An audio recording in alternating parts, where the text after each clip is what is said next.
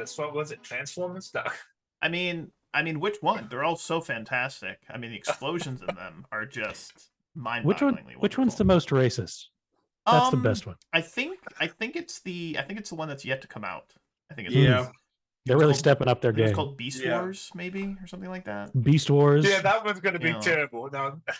Colon supremacy of the white. Wonderful, if that's what you're going for, David Dakota. There it is. Well, welcome everyone to the much anticipated and almost not happening session 2 of a Stars Without Numbers adventure called Apeiron Aeternitas, run by myself and 5 really cool people. I had a technical problem. It was a hardware problem on my PC. My cooling system for my CPU died, and I was getting temperatures up close to 100 degrees. So it was just turning off, because that's what a computer does. It turns it off so it doesn't cook itself. Although I did cook some very nice steak on the CPU before it shut down. But with that being said, we're just going to go around the table, have everyone introduce themselves, and then we're going to pick up right where we left off during our last session of Stars Without Numbers. And we're going to see what this crazy crew of the Fancy Dandy, the Dandy Fancy, we'll figure it out, what they're going to be up to. But let's go Zeb, David, Matthew, Hax, Blau. Take it away, gentlemen. Hi, I'm Zeb. I'm going to be playing the gunslinger Emmett Griggs. David, playing Dakota Dare. Shifty, sneaky space rogue. My name is Matthew. I play Ross Costell, the ship's engineer, and that ship's name is the Fancy Dancy. Oh, I was overruled as to what we were going to call it. It was supposed to be the Condor, but anyways, that's a whole other thing. Yeah. Behind the scenes problems between the actors, creative differences. X. The science is still out. I think we can agree. I am Professor X. I will be playing Lachlan Baird, the grizzled imam, which is a phrase I didn't think I'd say today. I'm Blau / Joe. I'm playing the Captain Elias Cadeno. Also, as far as the Fancy Dandy goes, or Dandy Fancy, whatever the hell it's you called. Don't even know. I don't. Well, I wasn't there for session 0, so let's not. All right. Who are you again? Would one vote have swung that? Oh no, it was unanimous for Fancy Dancy. No, it was unanimous. No, I don't think it was. Yeah, I think so. We're Historical just editor. embarrassed to I'm admit in that they had such Fancy a brilliant Dancy. idea. There was a large swath of silence that I had to fill because of my anxiety. That's all right. Well, we're going to open our first scene, with a view from the sector that we find ourselves in. And we see that it is this trinary system. There is a yellow star, a red dwarf, and then a star that's likely about to become a red dwarf, kind of more of a reddish-orange color. But we zoom in to a planet next to the red dwarf. And on that planet, we zoom down to a small spaceport town where a number of, I suppose, jarring things have just taken place. A woman has flung herself from the bridge that spans a chasm between the sort of the downtown of this small little, border spaceport.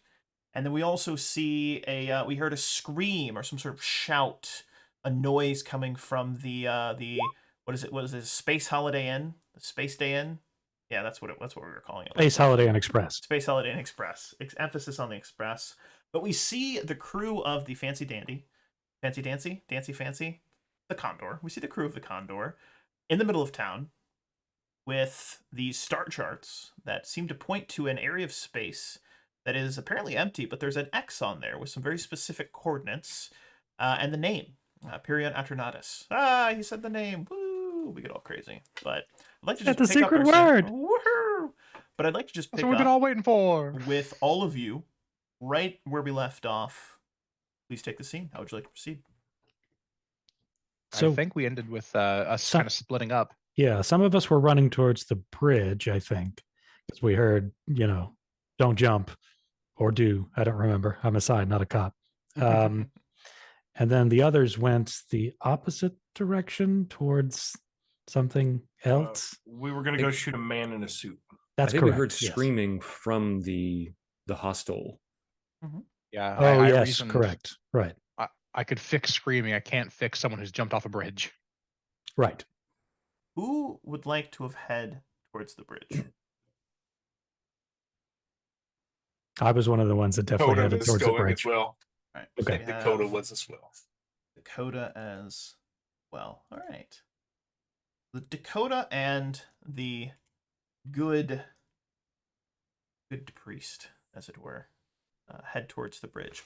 As you get to the bridge, there's a small crowd of people, maybe 3 or 4, that are looking over the edge. And as you stare down into the vast chasm, you can just barely see a small little dot, which you can only assume was the woman of that crew that had been a little frantic, a little odd, had been warning you not to go to this location, not follow it, whatever the corpo asks you to do. But the folks next to the bridge are, what the hell was wrong with her? Why did she jump? Dear God, what? That's crazy. I've never seen anyone do that. It's been years since we've had a suicide. Oh my God. And they're just having this moment of discussion. What do you guys do? So just to clarify, who's at the bottom?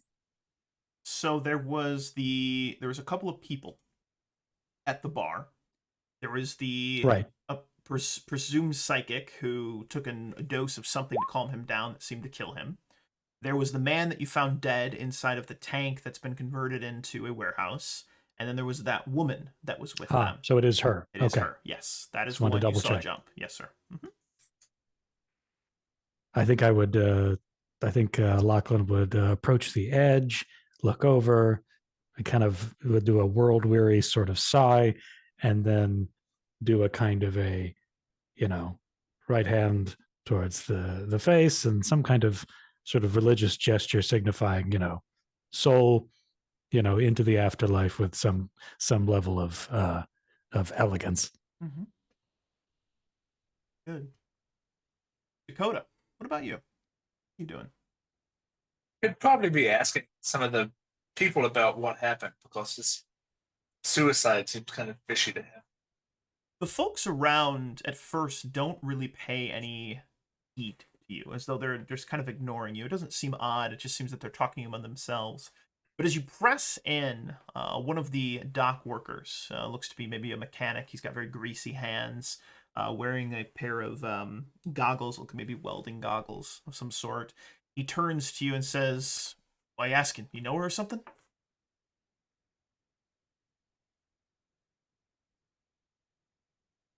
We're about to do some work for her captain.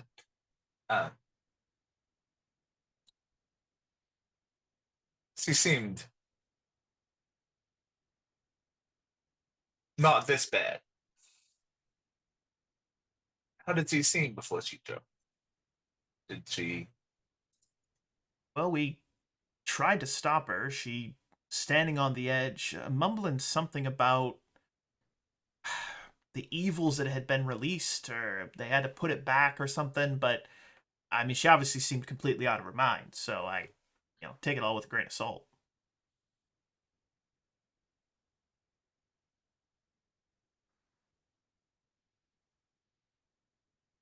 He'll thank the man. He'll go back to father. I mean, I might just be picking up. It's not there. He might. So father, do we think this is actually a distraught woman jumping off a bridge or another hit? Before Lachlan answers, I'd like him to sort of scan kind of like nearby to see if there's any like cameras or surveillance equipment mounted anywhere. You know what? There is, because I think that's interesting. There's one camera. It's actually towards the direction of the space, car shop, as it were, the spaceship repair bay, as it were. There's one camera that faces the bridge. There's a tiny little red blinking light on it, which would seem to indicate that it's working. I would clock that, and then I would look over to Dakota and sort of gesture at it briefly and say, Well, there's only one way to find out. Let's go see a man about a tape. Yes, let's do. And I would head in the direction where, I mean, using my best logical guess, you know, where the recording Probably apparatus there's for like that a is. main desk that you'd walk Yeah. up to, and Or a security they likely have post or something. security, room behind there. It's Yeah. probably pretty lax, but no, for sure, you're absolutely. I'd like to follow though the rest of the crew here. Emmett, let's see here, Ross and Elias, as you head down to the Holiday Inn, Space Holiday Inn Express. As you get there, there is a commotion going on. Folks seem a little frantic. They're kind of like not yelling at each other, but saying, "What the hell is going on in this town?" Ever since that crew arrived, things have just been weird. Uh, like we got to get rid of that guy. He's doing something strange inside of his room. He nearly bit her. It was like they're just going on and on about how this man has been acting crazy. And the descriptions that they're giving, the references seem to indicate that they're likely talking about this quote unquote corpo, this Merchants Guild liaison.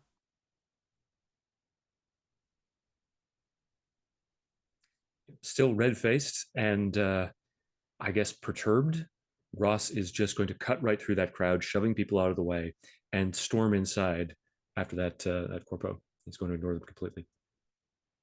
And as you get inside, you can hear a very loud banging on a door. You hear it sounds like either a manager or whoever runs the place. He's yelling. He's like, "You get out of there! You get out of there right now! We don't want your kind in here! You crazy! You can go figure it out in the desert!" And he's just yelling at him, yelling at him, yelling at him. But there's no response. He's just banging on the door. "I told you! Open this door! I'll get it! Break it down!"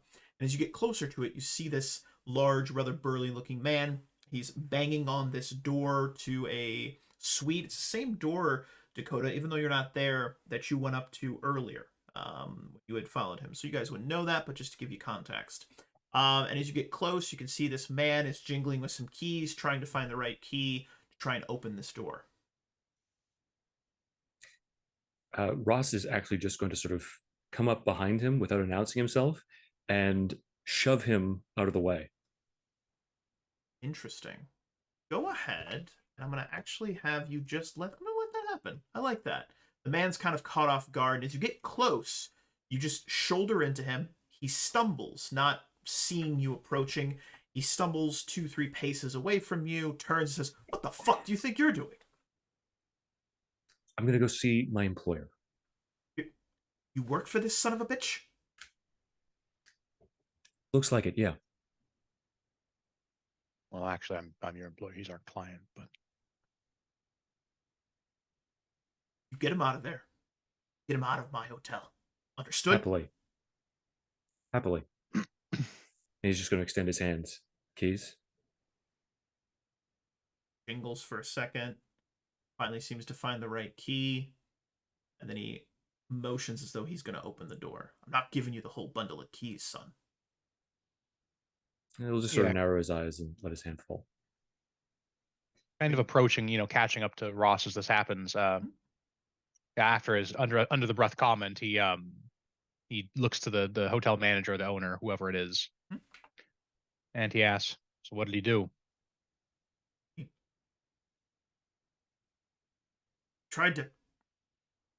He attacked her.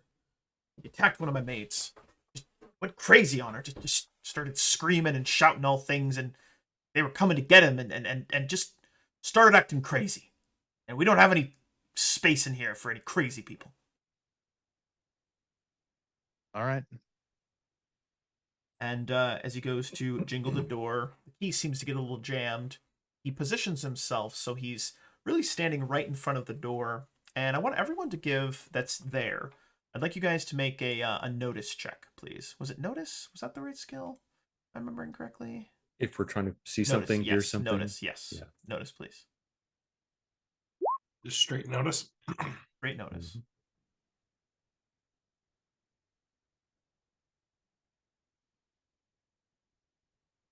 And Emmett, this actually makes sense for you to hear this. You hear a slide of a firearm clicking into place.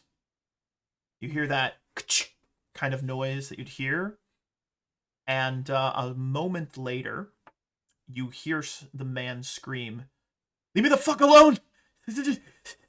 You're not gonna take me. You're not gonna get me. I gotta go back. I gotta get back there. And he just sounds completely out of himself, completely insane in this moment. He's mumbling, he's shouting, he's saying, "You're not gonna get me. You can't let them take me."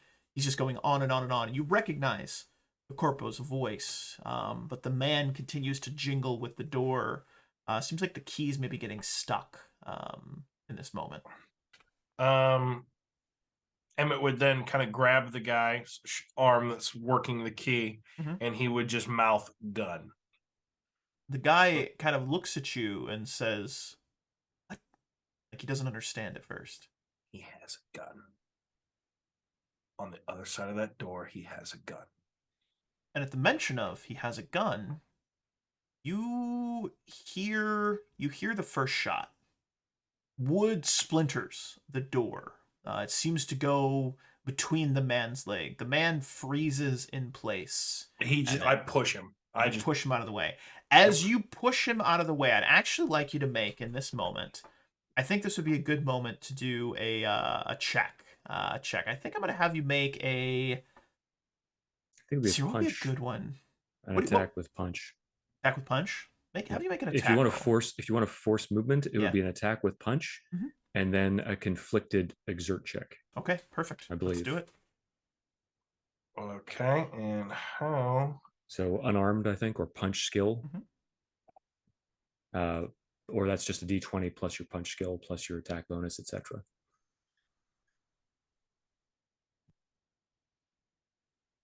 Where is my stuff at on here? Oh, I did not make one for punch. Crap. It should be on your normal skills. On my normal? Oh no, it is on my normal skill. Right under program. Yep. But it's an attack, not a skill roll. So just roll a D20, and then take the That's a hit. Yeah. Wow, that's totally a hit. So yeah, you managed to punch him, and then we make an opposed exert check because that shows that he connects, and now we have to actually do the exert. So okay, perfect. See if you can force that movement. Perfect. Exert strength. Yep. No. All right. So you go to push him. You grab on him, go to push him, but he sees it coming, and he seems to instinctually resist. And that's where you hear the telltale sign of a firearm going off. It sounds like some sort of handgun, but you hear a boom, boom, boom. That first bullet went through the legs, splintering the door. The next three seem to travel up, and you watch a bullet take this man in the stomach, a bullet take this man in the chest. He groans, and then a bullet takes him in the head, and he falls back, collapsing in front of you.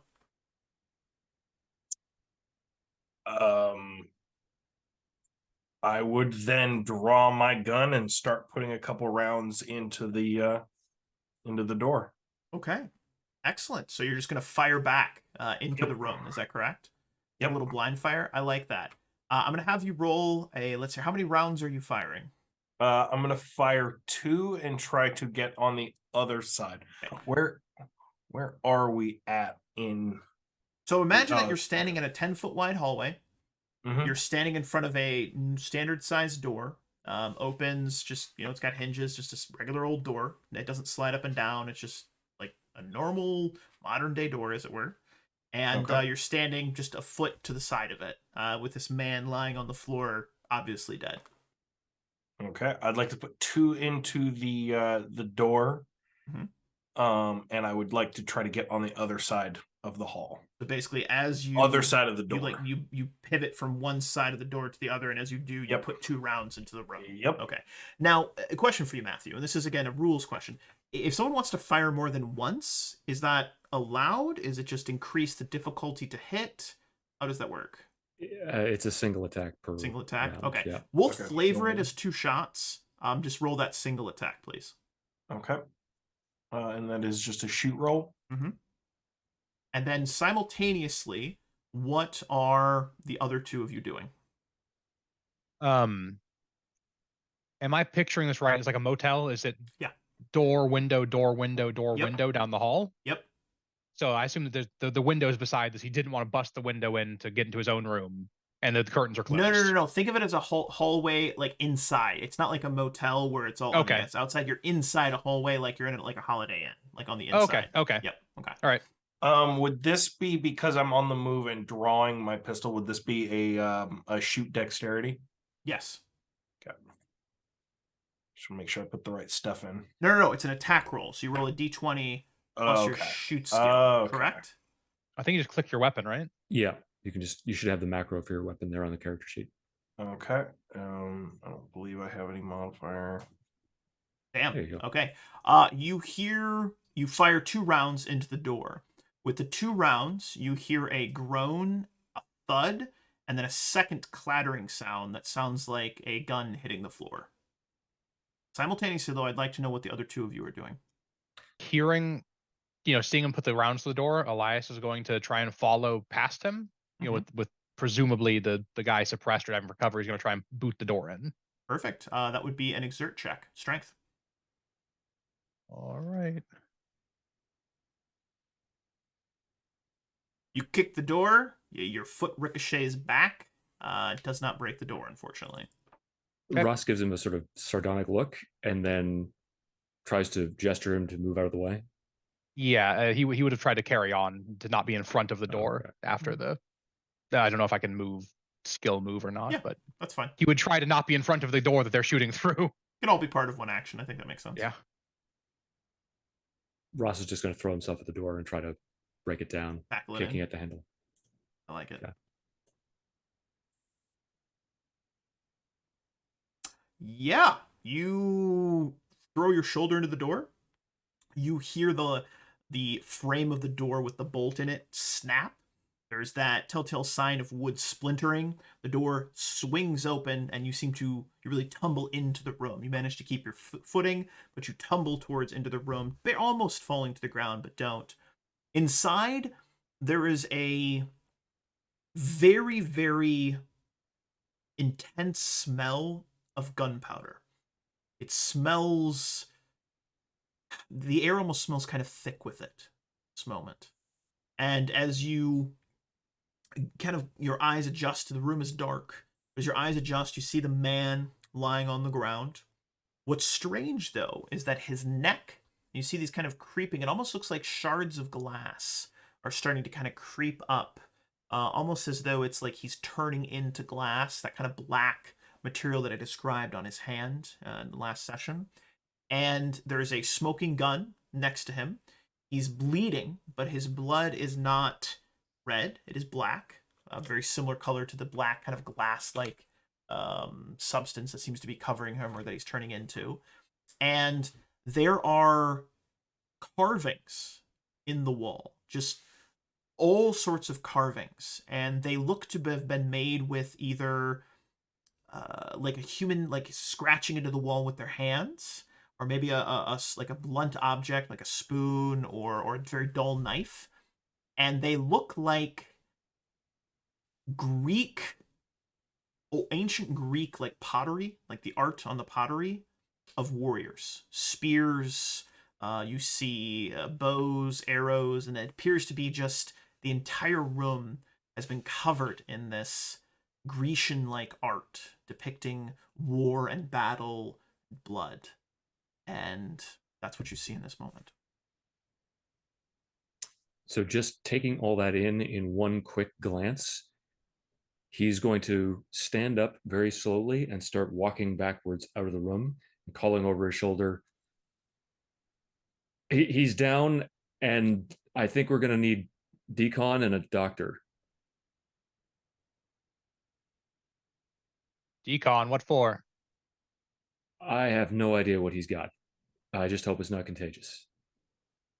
I'll peek his head and see he's turning black. Yep. Like, oh. Yeah. Emmett, I've got a gun on him, just like in case he tries to. Sounds a whole lot like not our job, but we really need that cash. Hey, give me a notice check, Blau. You wouldn't mind. Let's see if you notice something very interesting inside. Very good. You notice that there is a suitcase on the bed that is open that seems to have, there are these little like sticks. Think of like flash drives that tend to contain credits. Since there's no faster than light communication, a lot of times you carry credits on flash drives or writs of like promissory notes, etc. It appears this man has a number of sticks that would likely have credits on them, basically like bank transactions that you can carry with you. And they're just in a suitcase, a couple feet from where his body is laying on the floor. Shit. He steps into the room, tries to grab a handful of them because they need these to get off the planet, or they're scuppered. So you would have to move in roughly like 10 feet. You have to walk over by the body. That's perfect. Emmett, you still have your gun trained on the body. My laser pistol. Excellent. Yep. Elias, as you get close, we watch as Ross, you've backed all the way out of the room. There's a number of people that are trying to tend to the obviously dead owner of this Holiday Inn, Space Holiday Inn Express, and they are panicking. They're saying, "Dear gods, what happened?"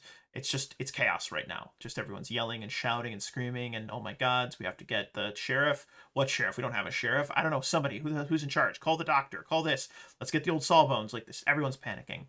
But Blau, you get inside. You walk. I'm assuming you're not rushing in. You're likely pacing yourself. You get in about 10 feet. You're just feet from the suitcase, feet from this body. And you see a small little... It kind of looks like fluid. And imagine it like a small little black flagellum. Sticks up off of this man's, that blackness. It kind of is like crawling up, but it kind of sticks up, and it seems to be looking around as though it's probing the air. And as you get close, it kind of spots you. It seems to notice you, and it kind of reaches out, and it's shivering. So I want you to imagine that it's like you've taken your hand and there's a clear pool of water, and you kind of just start tapping the surface of the water, and it creates those ripples. That's what this little black little flagellum thing sticking off the man's face is doing. It's rippling. Emmett! I'm going to shoot it. Shoot it. Shoot the body. I'm not going to make you roll, but you pump several more rounds into the man. The man's body twitches. It just like, twitches on the ground with every bullet just going into him. And as that happens... The man lets out a single word that seems to be his dying breath, if not a word, but a single phrase. "We are not prepared for the war to come." And then the little flagellum thing seems to absorb back into the black. Black starts to fade, and then as it fades down roughly an inch from his chin, it turns gray, and then seems to flake off of him, falling to the ground, floor of this room, and turning to dust. Seeing this, Elias stops breathing, does not take another inhale, grabs whatever he can get in one handful, and backs out of the room rapidly. Excellent. Yeah. All right. Ross, Elias, what are you guys doing? As soon as he's through the door, Ross sort of awkwardly is reaching out for the door handle as if he's trying to close the door, and realizes, well, no, the door handle's broken in. Shakes his head. Turns over to Emmett. We should get the doctor and burn this, like everything in there, right? Yeah. Yeah. In there, yeah. Not the whole building. No one was thinking that. No. Question. Is any of the stuff that is carved into the wall by his fingers, his fingies, is it any of the stuff that would have been is there anything that I would have seen in my little morphine dream with the chest? Oh, Zeb, I'm so glad you remember things. Yeah, it looks exactly like the exact same artwork that you saw in your fevered dream. Okay, that's definitely getting pointed out, but I am not going to that fucking room. Probably a good idea. I don't Yeah, know. Elias kind of holds his handful of money out, like he doesn't really want to be touching it, and says, "Take a picture or something. Let's go. We don't want to be here." Yep. I don't know what device I would have that would be. It's like a compad, like an iPhone. Can I just? It's pretty much exactly an iPhone. No, I'm snapping a picture. It's an Android. It's better than an iPhone. All right, I'm gonna snap. If it's better than if it's an Android, I'm gonna snap a couple pictures. High quality. Perfect. So as you snap some pictures, I think that's a great moment to pivot over to Professor Hex and David here. We've got over to Lachlan and Dakota. And you have approached the desk of the repair bay. And nice gentleman. He's pretty friendly. He looks older. He's got a graying beard. So, yeah, what can I do for you, Sonny? Prospector man. Right. There's gold in them there. Space. Hills. Yes, space hills. Thank you. I think Lachlan would sort of approach, with a calm demeanor, something equally friendly. And he would say, hello there, young fella. I was hoping that I could, speak to you or whoever is in charge of surveillance around here. I've been asked by a family who's, unfortunately, they've just lost one of their own. I don't know if you heard. There's a poor thing decided to take her own life near the bridge. And yeah, I watched it happen on the TV. Well, the station over there that we got the video recording, don't know why we've got it. It just, no one really steals much about these parts, but you asking to see the tape or something? Yes, if only to ease the family's understanding of what happened. Yeah, that's fine. It's just in the back room over there. Thank you kindly. No problem, old timer. And then I'll gesture to Dakota like, don't look a gift horse in the mouth. Let's go. God love small towns. It is it's a small little back room. There's a single monitor. It's connected to a camera. There's looks to be like a little tiny hard drive. It's got it's a little computer screen, and it's just showing a shot of the bridge. I'm imagining Gotta be honest with you, Father. Correct. It's exactly right. Gotta be honest with you, monitor. Father. I expected to have to sneak in here and steal the footage. Well, That was easy. God works in mysterious ways, my friend. And sometimes He'll God take is out an old crusty man at the desk. Man at the desk disappears into dust. No, I'm free. Dakota will take out a data device to pull the data so that we don't have to stand here any longer than we have to pull the data for the last little bit too. I mean, it's been maybe 30 minutes.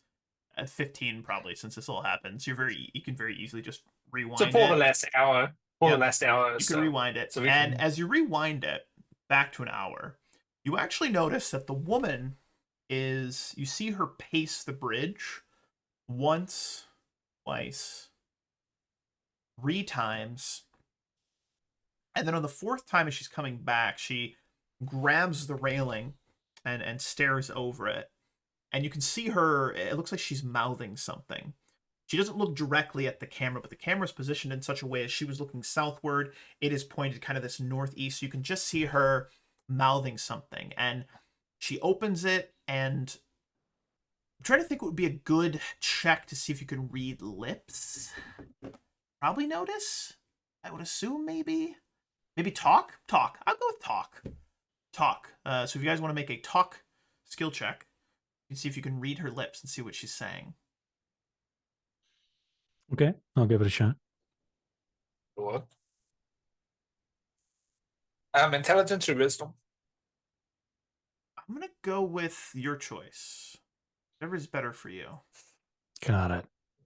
I'm a very benevolent game master, especially when I didn't plan to run. Lachlan. You have to squint. You lean in. It's very grainy, but you can see for a moment she She turns in. The computer it doesn't do anything because it's not like that. Right. And the pixels look more pixelated, but it's fine. So, but you see her, and she is mouthing the word hope over and over again. Just hope, hope, hope, over and over. It almost seems like a nervous tick, and she's gripping. You can see her. She's gripping tightly, and as she grips tightly onto that railing, you actually see the railing not crumble, but it seems to give way slightly, as though she has the strength to actually crush concrete. And she just keeps saying the word hope, hope, hope. And as she says hope, you watch as she stands up on the ledge, lifting herself up, spreads her arms wide, looks up, and just continues to say hope, hope, hope over and over again. And for a moment, she kind of like flaps her wing, like her arms as though they're wings, just for a moment. And then as she does so, you see some people gather around her. You can see the commotion of them trying to talk her down. Someone goes to grab her, and then she just swan dives, flapping her wings off the edge. The whole time you see her say hope, hope, hope, and then just disappears down into the precipice. Does it look like the incident at the tavern, space tavern, cantina, whatever, with people The psychic. doing things they don't want to do? No, it does not. It does Okay. not look like that. It's a great question. It Yeah, does not look like she was being affected by anything else. The people around her, they rush to the edge, they reach, they look shocked, appalled. Yeah. I guess my kind of follow-up question there would be, so it doesn't look like she's being psychically controlled, at least based on what we saw in the tavern. But is there any sort of, like, I'd like to kind of read her body language to try and see if there's some other kind of influence, maybe drugs or some kind of like chemical interference of some kind. I'd like to frame this as you rewind the video, you watch it again. You rewind the video, you watch it again. And each time you're looking for an expression, a body movement. Does it seem like she's being, puppeteered or something? Right. What you pick up on is, though she is saying the word hope, her face conveys pure, unadulterated fear. As though she has seen her worst nightmares come to fruition. And her body language indicates that she is trying to fly away from that fear. So it appears to be completely psychosomatic in nature. But obviously, without being able to psychoanalyze her, you can't be certain. But again, nothing seems to indicate that she's being controlled. Her movements are fluid, a bite very quick. You can see when, and there's a moment you can see as she's saying hope, hope, hope, that she makes the decision. Like you can kind of see that. Maybe there's a pause where she says hope. And then maybe she nods for just the briefest of moments. And it takes you a couple of playbacks to see this, where she then stands up and then attempts to fly away from whatever she's afraid of. Now, when we were at the bridge, the body at the bottom of the chasm, I suppose. Yeah, the ravine. How much of it was left?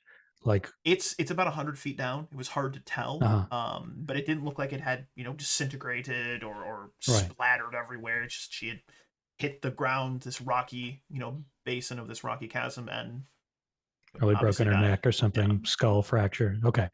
Exactly. All right. Then I guess I will turn to Dakota.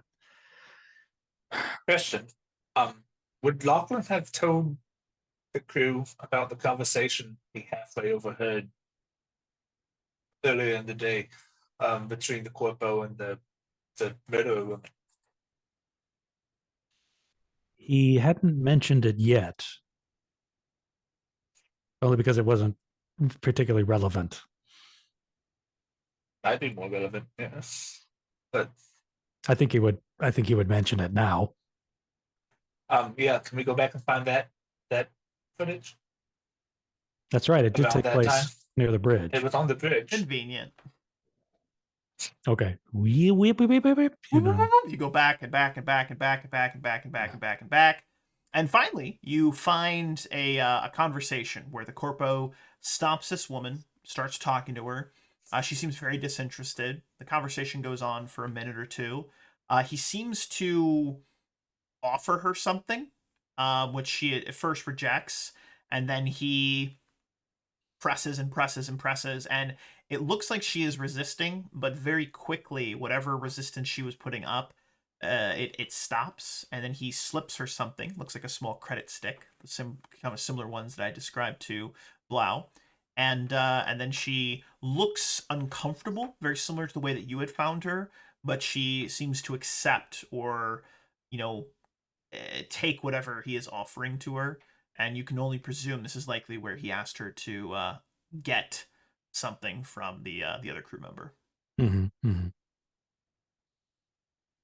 Being that these aren't modern cameras and such, I'm assuming there is no sound, but could we enhance to get a better closer look at unfortunately faces? Based on where they're at, it's so pixelated Yeah. that it's the far end of the camera, so it's like on the corner. So imagine you're watching it, it's looking down on the bridge kind of cattywampus, like at an angle, and they are at times their heads disappear like as they're moving and maybe like pacing back and forth. You're only seeing their upper, like their lower bodies, as it were. Gotcha. That was a good question, though, Dakota. Well, that was good. We'll pull that data too. Yeah, we'll get copies of that. Yeah. Well, this doesn't prove anything conclusive. It certainly looks like she'd jumped of her own accord, but I'm still not convinced that she did it entirely willingly under her own frame of mind. Part of it, I confirm I don't believe in coincidences. Something's going on here. Apart from bringing this to the attention of the others, I don't imagine we have any other steps to take, short of getting a hold of the body. Unless you can bring people back from the dead, you're right. I can't, but we can take a look at the autopsy results, see if she was under the influence of anything. Probably a good idea if we have the time to wait around that long. True. We should probably head to the hostel, see what's going on over there. Let them know about this little incident. I imagine we would have heard the gunshots by this point. You know what? Based on where you're at, well, those are away. Room, you may not. You did not hear the gunshots. They would have been muffled far enough away. Yeah. However, as you start crossing the bridge, you'd see your friends making a quick exit in your direction. So I'd like to pick up by the bridge with you guys crossing on one end. I assume the allies, you guys were heading towards your ship to pay for your repairs and probably get off planet. That was my understanding. Please correct me if I'm wrong. Yes. Okay. You see the crew, the other half of your crew crossing the bridge, and you guys meet right in the middle. Ah, yes. Perfect. So they can blow up the bridge and take us all out. Yes. Tactical weakness. Orpo's dead. Was it one of you? Yeah. Oh, good. He wasn't in great shape before he was pumped full of lasers, so... How do you mean? He had black glass stuff crawling on him? That then I kept shooting him, and then it turned to ash. And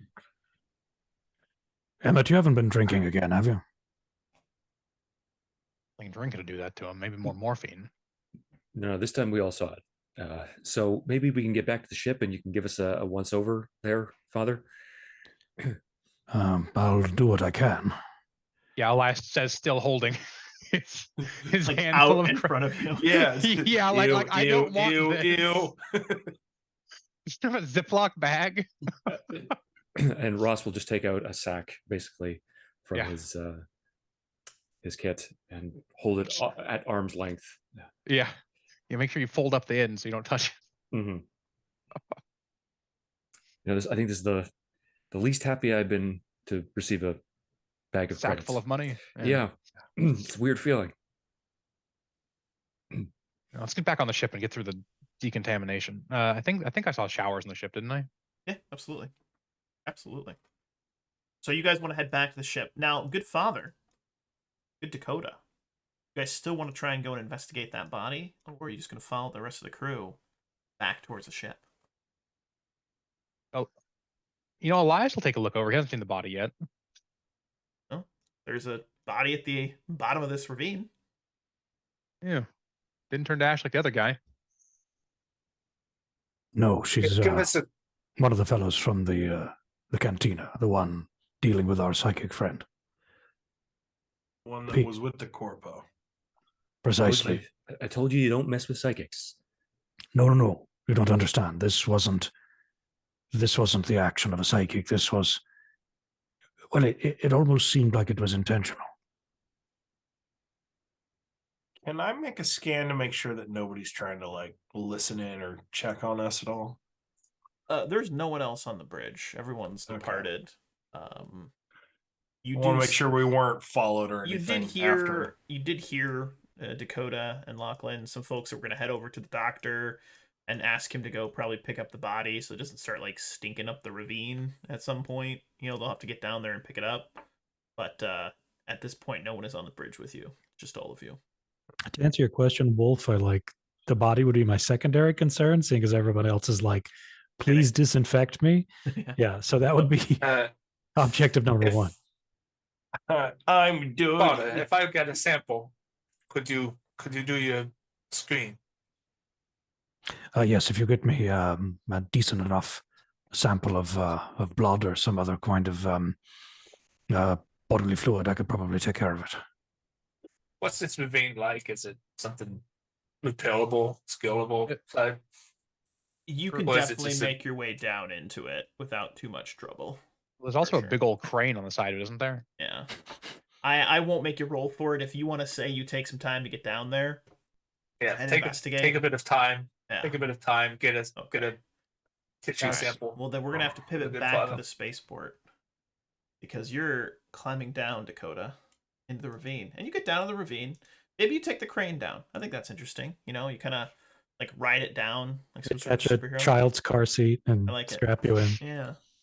And you get down. Hat. Takes a couple of like a minute or two. You get down to it, walk over, and I'd like you to make a notice check on that body, please.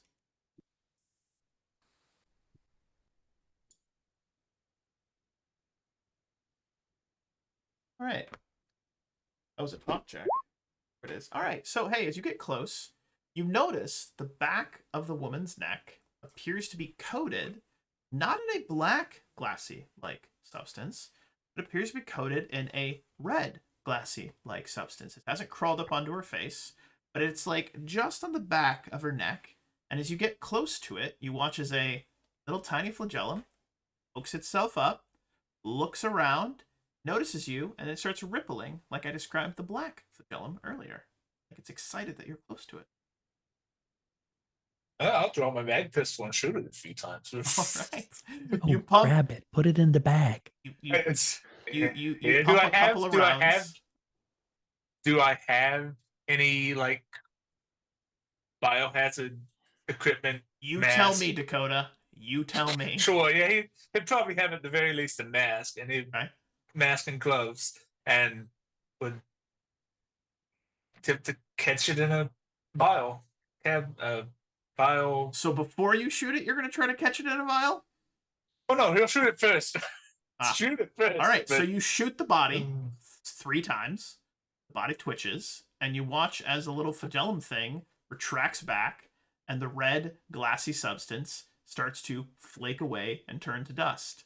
If you'd like to give us a quick check here, let's see, what would be a good check? I'm going to have you make a... You know what? Let's make this a... So we do have dexterity. Dexterity and exert. So we're going to go with dexterity, exert. So an exert check. Is there a profane the body skill? I don't think so, but we can make one up. 11. Wow. So you shoot it 3 times while reaching for your baggie, And as it starts to turn to dust, you manage to scoop up a little bit of that red substance, seal it, and it seems to stop turning to dust inside the bag, and it's just kind of undulating a little bit. There's a little bit of dust in it, but it's just kind of undulating. A little black, red, kind of looks like a little amoeba, almost like venom, or what is it? A symbiote. Carnage. Kind of looks like a little symbiote thing. Yeah, it's just kind of undulating and vibrating in that bag. It's not breaking out or anything. Definitely weird though. I now continue to get the tissue sample for the other Nothing thing. good undulates. You're not wrong. Nothing good undulates. Nothing good does undulate. That's very true. But you're able to gather it, absolutely, and then you can return to the ship with the others. So we're going to pivot over to the Fancy Dancy, aka the Condor, and we're going to zoom on into the medical bay, where everyone is sitting down. And please, gentlemen, take the scene. Dakota, you're the last to arrive. Elias is furiously scrubbing at his hands with hand sanitizer while he awaits the doctor's attention. Doctors. I don't know if he's a doctor or not. Ross is pestering him with this theory. It's all the ghost of that psychic. I told you his metadimensional patterns were stored in a coherent manifold inside metadimensional space, and it's haunting us now. That's what it is. I told you we don't mess with psychics, but he's possessing people, causing them to commit suicide. Emmett walks over, bringing soap to Elias, and just goes, "Do we have a sedative for either of those two?" The last one cost us 10,000 credits. Was the last one on the planet, I believe. Son of a bitch. Now, Ross, I was so proud of you because you started out that rant with scientific words, and then you said haunting. So you stepped backwards quite a bit. It's a colloquial thing, but oh, is it? There are like jinn and demons, right, in your faith too. So why is that so hard for you to believe? Well, they mention it. It's not a requirement to believe in them. People also used to think that sucking the venom out of a person's arm with their bloody mouth would actually do something about it. You want me to shoot one of them? I want to be clean. I want them to stop arguing so I can get tested. All right. Keep your pants on. I would really rather not turn to dust. Actually, on second thought, take your pants off. Everyone, don't listen to him. Yeah. What the hell is going on in here, Doctor? That you're telling people to take their pants off? That does not seem kosher. He'll put the bag down on a table, say, "That was in the woman." Connected. Emmett sees it moving and immediately has a pistol on it. It's undulating. Whoa. We need this for more information. I tell you what, if it doesn't tell me anything, you can shoot at it later. And that'll just splatter all over the room. Right, if you shoot it. Now, if we're going to take care of this in proper containment protocols, I need all the clothing off. We need to incinerate it. We need to make sure to bleach and highly disinfect any equipment that you have on your body. And I'll need to take blood samples from each of you. Oh, excuse my French father, but goddamn it, I love this jacket. Yeah, Elias grimaces. One of his three nice sets of like pseudo officer's clothing. Emmett is naked, full naked. Ross is already stripping off that sort of tattered jumpsuit. Yeah, Elias will be disrobing as well. He just doesn't want to. It's pretty cold in here. Right, stick that in the incineration tray. Swoosh. And let's get some. Try not to move. It's going to be painful if you jerk away. And I'll take blood samples from each crew member, including myself. Yeah.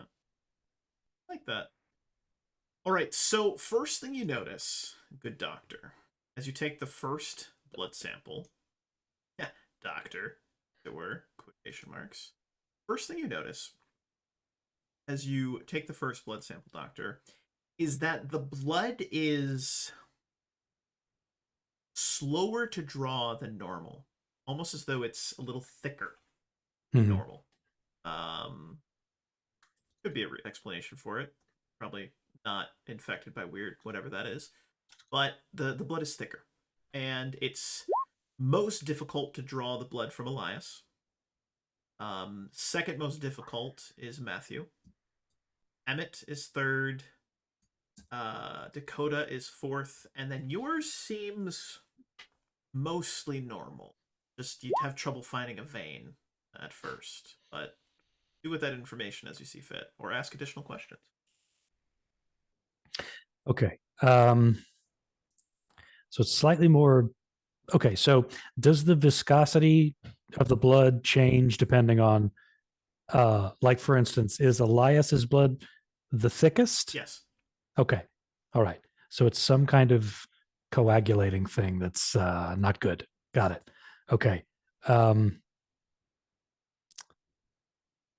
Okay. What I'd like to do is, first of all, the 3 people who are most affected by this coagulation thing, right? The thickening of the blood.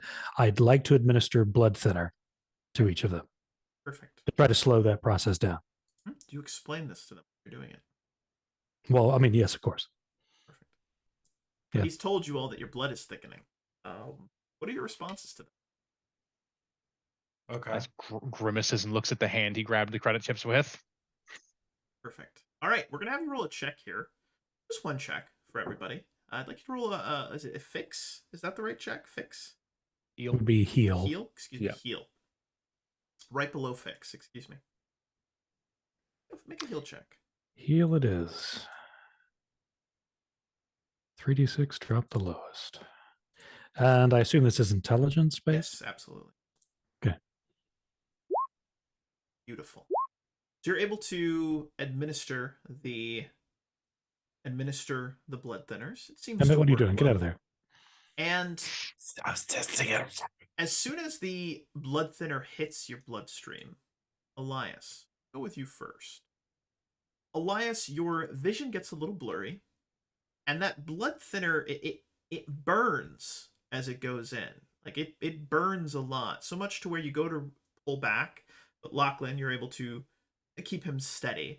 But it feels like your veins, you can feel it traveling into your veins. It feels like it's literally on fire. And you watch Lachlan, maybe you have him hooked up to a temperature, it's monitoring his temperature, all his vitals, etc. But you watch as his temperature starts to spike. And it goes from 97.5 to 100 and then to 103. And then he starts to get very feverish. He starts to sweat profusely. It's not good. Yep. And then all at once stops and seems back to normal. Blood thinners seem to be working. But whatever it was a very strange reaction. Elias, yes, sir.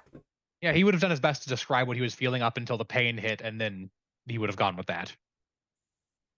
Yeah, so as that pain hits you, Elias, your vision started to blur, and behind Lachlan, you could swear you saw 2 blurry images of men wearing nothing but a loincloth fighting each other with what looked like swords, maybe a shield. One of them seemed to have a trident in this moment, and it was just for a moment, very similar to the way I described Emmett's vision.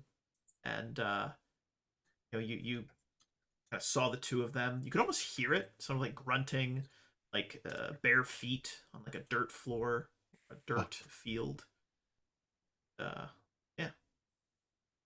He'd communicate that the fact that he was hallucinating. Mm-hmm. He'd try and describe it, as best he could. It was a fleeting glimpse. But then he'd say to Lachlan, "You think that was my body burning out the whatever this is, burning out the thinner?"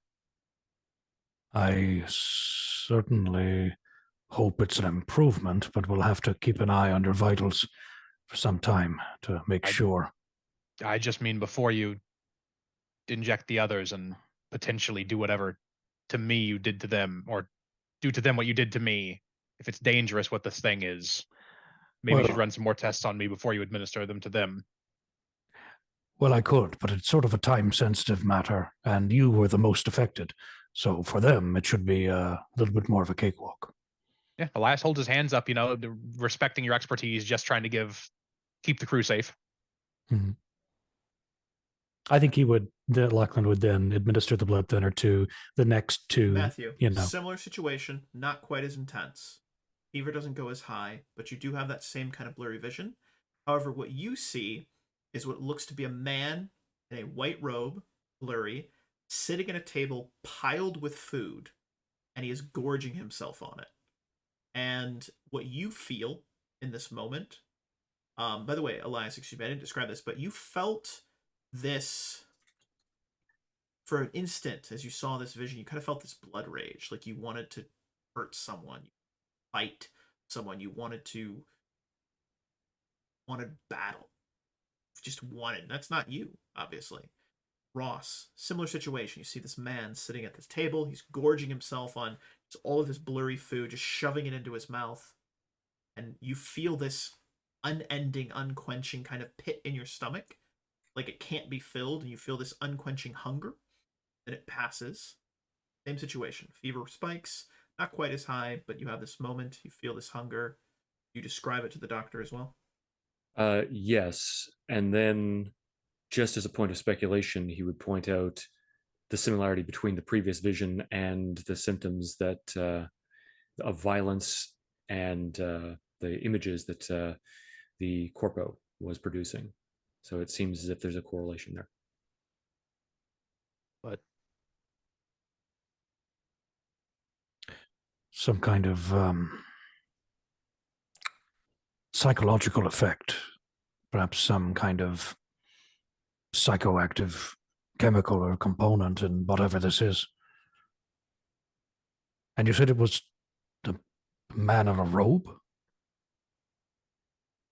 I guess like a toga or something.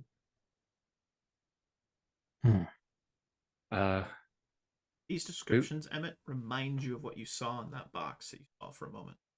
I would be looking over towards Elias and asking him, and your figures, how are they dressed?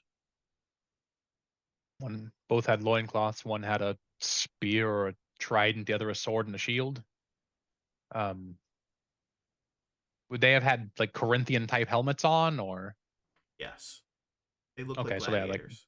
well, then Elias would describe, ancient helmet, another 1,000 years removed from this than someone we are. And Ross just holds up the image that we took from the. Yeah, I was gonna say, is there a screen that's the one that I could take my multiple pictures because of my Android, and put them on the monitors? Yep, it's like 800 megabytes. Yeah, megapixels. Excuse me. Is the future? No. I don't know. Is there any paper or something I could draw on? No, it doesn't exist anymore. Probably you have a tablet where you can like draw on the tablet. Come on. Okay. I'm going to grab the tablet and I'm just going to start giving kind of a rough sketch. Future sketch. It's got like 9 knobs. Yeah, it's really cool. It's still sand. It just has more knobs. That's all that's changed. And I want to do like a rough drawing of the chest that I saw, and just kind of get the bases of the chest and just start pointing to the symbols that were on the wall in the pictures and be like, it's this a was little here. hard to remember everything, but what you're realizing is that some of the imagery that you saw on the chest is matching some of these visions that your friends are having. Lachlan, are you planning to administer the same treatment to Emmett as well? Planning to? Yes. You haven't as of yet. Perfect. Let me Not know when yet. that happens.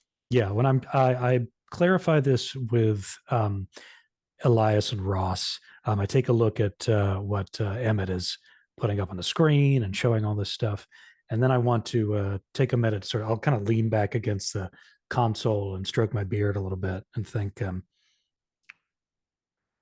how good are you boys about your history? Earth history, I mean. Do I have? No. Stories. Yeah, Elias shakes his head and would say the same thing. That's about it. All I ever heard was stories growing up. I could recite to you the tale of the prophet's glorious night journey. Not again. Oh yes, please do. It's a scintillating narrative whereby he. Eh.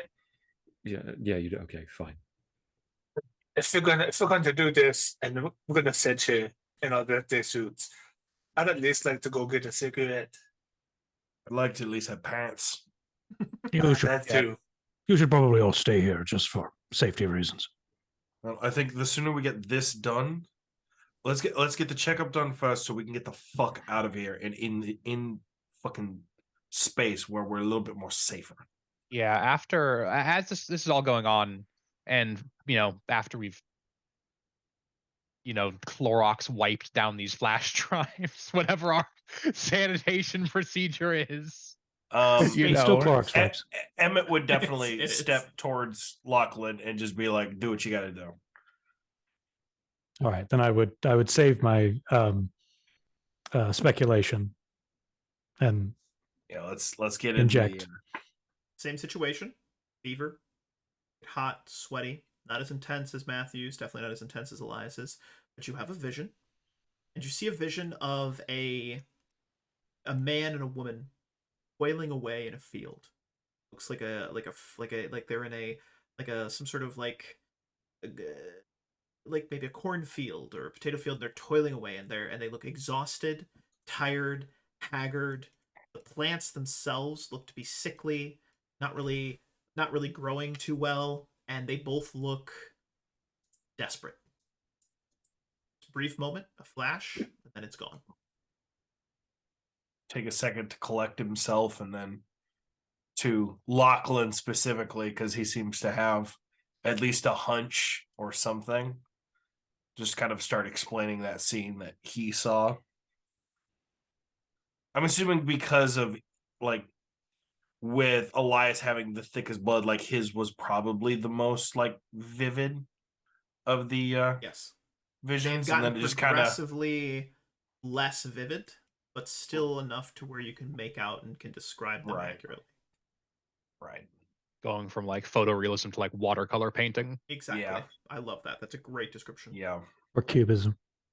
pretty much enough that I could tell that it was a man and woman working in a field, struggling. Correct.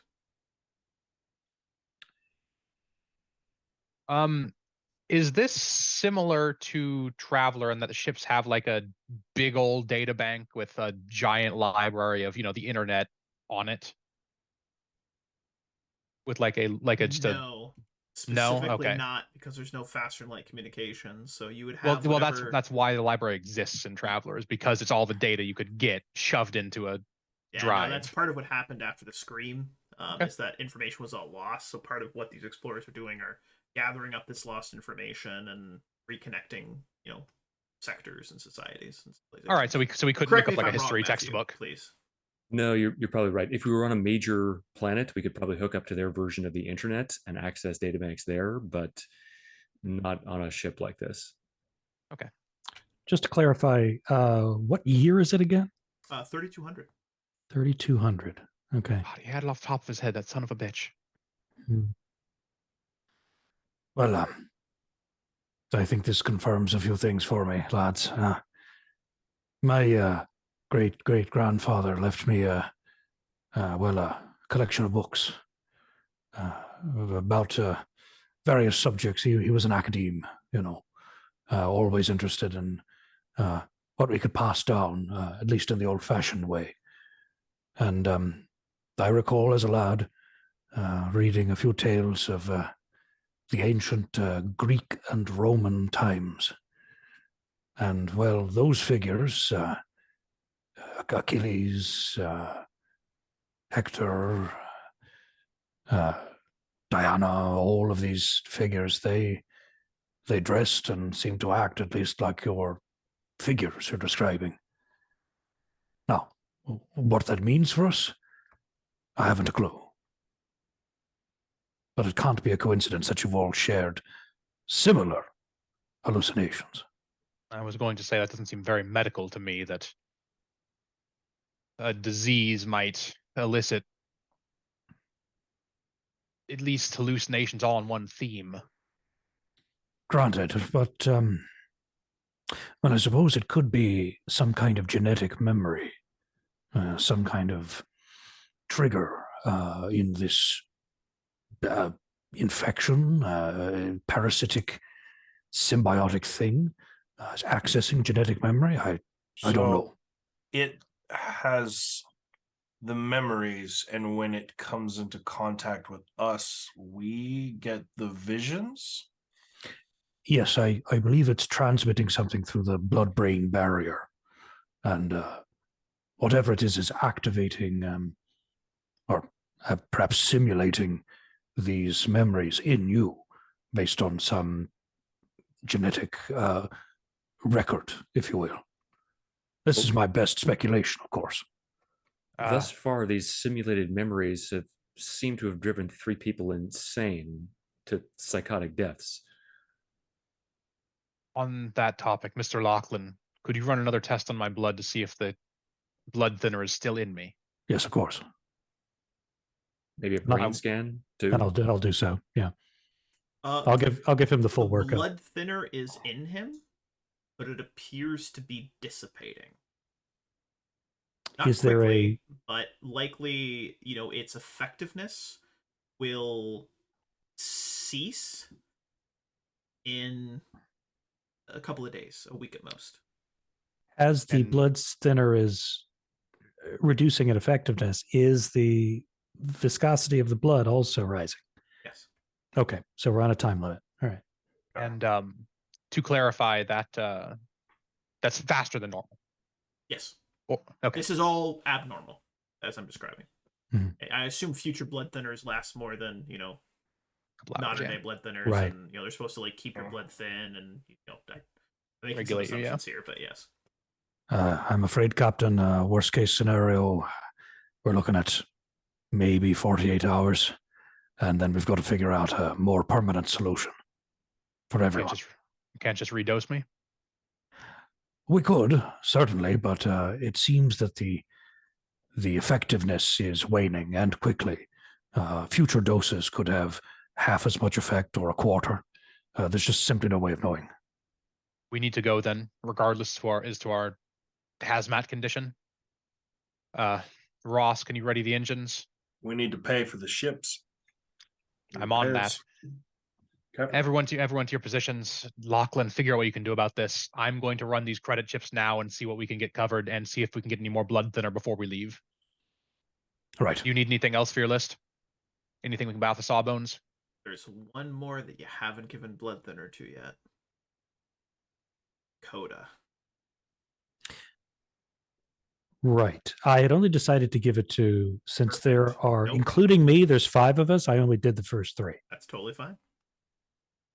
And like as people are going to their positions, he's inserting the chips into the data pad, seeing the balance, sticky noting the balance on the side of it, and going through and cataloging. To cover what you need to get off this planet. Okay, so not enough for extra blood. Absolutely. All right. Oh, I got gallons of blood thinner. He buys it by the vat. It's weird. Yeah. That is weird. You're just going to sit here and let me let. I'm thinking about like the canister of laughing gas, like the foot thick, like 5 foot tall pressurized canisters. Correct. Yeah, that's it. How often does blood thinner being needed come up for this crew? I have so many questions. A lot. Sometimes just for it's the holiday use. Yeah, it's just for fun. Yikes. Feel a little wired. we dose up with blood thinner. See, when you need to get really drunk, thinner blood helps. Yeah. Oh, so you played Knifey Spoony before. So Dakota, you had a question for Lachlan, it sounded like. Yeah, that's it. No, he's just gonna sit and let this happen. Whatever this is. No drugs. No drugs for the kitten. Oh no, I'm working on it. But we have one more dose. Oh well, yes, of course. I'll go ahead and administer his, and then I'll administer mine. Dakota. You die. You have a backup character in mind. No, I'm just kidding. All right, so Dakota, you get your dose, and the way I described it to Blau, it burns. It feels like your insides have been taken out, dipped in acid, and then put back into your body. All of you, as you're preparing the ship, getting things ready, you hear this blood-curdling scream, like a "Ah!" You cannot contain yourself, Dakota. It burns. You watch Lachlan as his body starts to turn red. He starts to have all these little sores as though he's breaking out of this horrific red rash, and it's just covering him. His eyes start to get all bloodshot, and he starts to convulse. And Dakota, you are in such excruciating pain that you fall unconscious. And as you fall unconscious, you start to have a dream, a fevered dream of some sort, and you see a city. Appears to be an ancient Greek or Roman city. You see that the streets are all but empty, and you find yourself walking through these streets. And again, it's dark, it's overcast. You see a couple of ravens or crows that are, kind of like around. It's all ominous, and I think the term would be let's see, it's a bleak orchestral ambience, as it were, is what you're experiencing. But as you walk, you eventually come to a town square, a center of this town, where you see a sea of people all lying on the ground, suffering from what appears to be black boils. It looks like the Black Plague. They're all coughing, sick, weak on the ground, emaciated. They look like they are, they've wasted away to all bones, and one reaches out towards you and looks like he's asking for help. And in this moment, come to consciousness, you shoot up, the fever is gone, the burning is gone. Lachlan, all of his vitals look like he should have been dead, and then suddenly he is fine. Just normal vitals. He's not screaming anymore. The red rash disappears in a few seconds. His eyes are no longer bloodshot, and the blood thinner seems to be working. What the fuck did you give me, my friend? Was that the same thing you gave the rest of them? No, I poisoned you. Yes, it was the same bloody thing. Oh. What the fuck? Must be something to do with your blood chemistry or something. I'll have to look it up. And I would go move to look up past medical records for him, and then I would start to work on the sample of the undulating thingy. Yeah. So I'd like to follow you, Lachlan, as the rest of the crew. Dakota, what are you gonna do? You seem fine, all things considered. You did have this strange vision. Just died a little bit. You seem like you may have been dead.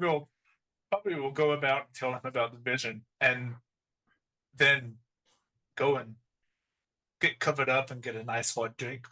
That's bad.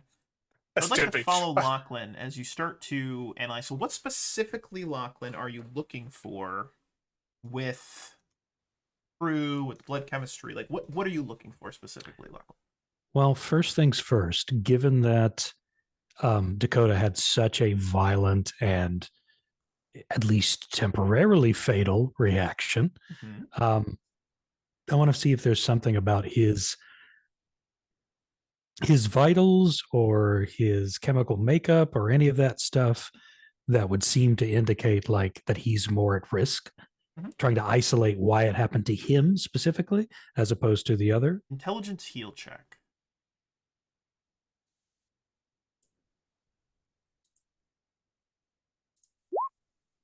Nope, doing that again. Time to expert that.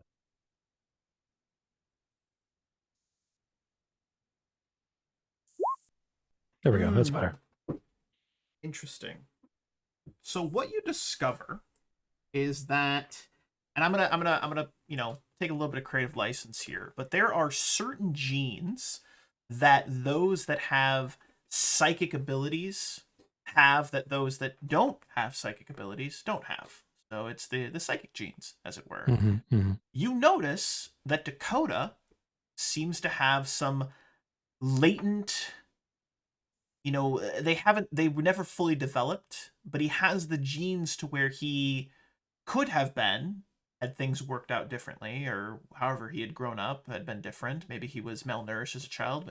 You don't know specifically, but he definitely has some latent genes that none of the rest of the crew have. I see. I would keep this information to myself for now. Fair. Okay, and given that, I would like to analyze basically anything I can about the sample that Dakota brought back of the red substance. Mm-hmm. So these particular genes, and with that 10, I'm just gonna let this all be one check. You analyze it as safe as possible, and you realize that it seems to have human DNA in it, and it seems to be similar to the genes, the DNA that Dakota had, that would indicate that he has latent psychic ability. It's like the pure DNA strand of that psychic ability. Okay. Does that make sense? Yes, it does. Yeah. Okay. Yeah. Yeah. And it seems to react to you studying it. It's almost as though it's not, it doesn't seem necessarily intelligent. It all seems like it's instinctual, but it like recoils back, tries to hide, tries to move away, but you've contained it in some sort of like analysis box or something. Yeah. And it doesn't seem to, almost seems afraid, but it's not intelligent. It's just like a kind of an instinctual, like it's moving away from something that might hurt it. Yeah. Okay, I have one last question. Please. Do we know of anything, any kind of chemical or gas or poison or anything that is particularly harmful to psychics?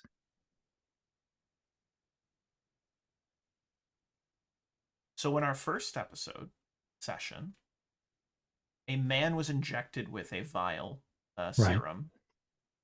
And in my headcanon, that serum mutes psychic ability that starts to go rampant. It's basically like it's a suppressor, it's a suppressant of some sort, right? Yeah. However, if it's used too much, it can kill a psychic because it literally unravels their DNA. And as it starts, it's like if you have a thread and you pick it, and then it just starts to, the whole shirt comes apart. That's what happens to the DNA. You can use it a couple of times, but every time you use it, it's risky. So right. Yes, you are aware of that substance. Weezer warned us about this. Yes, that's correct. Yeah. They absolutely did.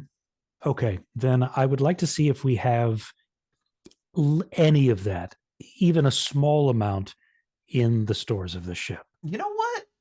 I feel like with Ross being so paranoid about psychics, yes, you absolutely do. It's probably in his private storage. It's finally paid off. In his quarters, but yes. It's in his quarters. Yeah, you do. You are aware of it. You know, maybe he mentioned it to you at some point in passing. Then I'll remember that, and I'll just sort of like grimace a little bit, knowing I'm gonna have to at least partially acknowledge that he was right.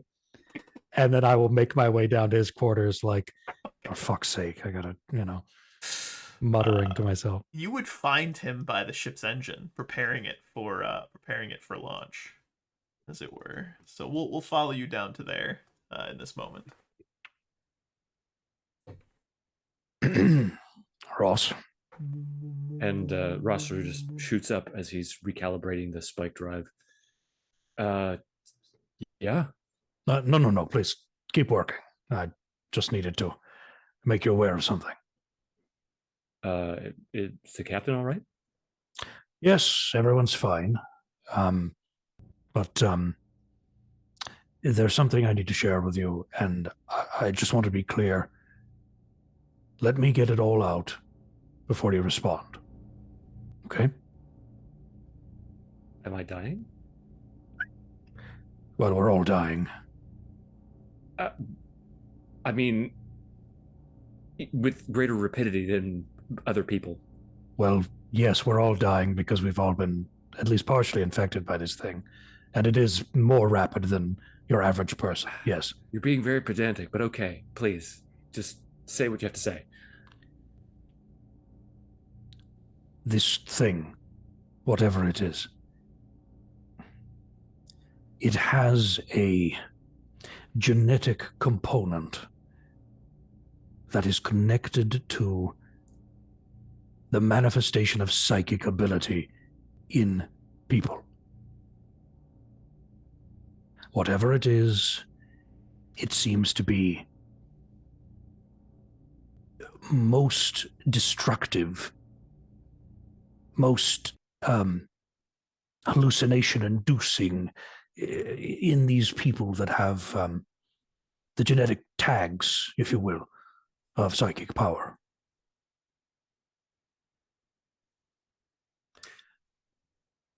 So what I hear you saying is that it's a curse left behind by a psionic ghost that was encountered on a derelict spaceship by the previous crew that we have stumbled upon. I literally said none of those words. None of those words came out of my mouth. No, but I mean, it's like the Trinity in the Bible. It's not stated, I came but to it's you there. First because I didn't want you parading around the ship saying, look at me, I'm a good, smart boy. I was right the whole time. Because it's not a psychic curse. It's a genetic connection to some kind of symbiotic virus. Yes, he just said the same thing twice. But regardless, humility is a virtue. So I will not tell you that I was right. Did you need some help with something? You just did, essentially, but... No, I said I wouldn't do that. All right, now who's being pedantic? I'm learning from the best. You're edifying me. I need your emergency precautions against psychics, and don't tell me you don't have it. I know you do. It's in a little hidden compartment under the shrine to the prophet in my quarters, and I knew it would come in handy one of these days. Right, but for different reasons that are not in any way prejudicial. Look, suppressing a psychic's abilities, suppressing a psionic ghost, living psychic, dead psychic, it's really all the same thing. Can you just go get the stuff? I don't want to touch your shrine. Just get the things. It's sacred. I thank you for respecting my religious beliefs and not defiling it by touching it yourself. Need I remind you that we only have so much blood thinner, and the faster you can get this to me, the faster I might be able to save your life. That is a very good point. And Ross is going to take off.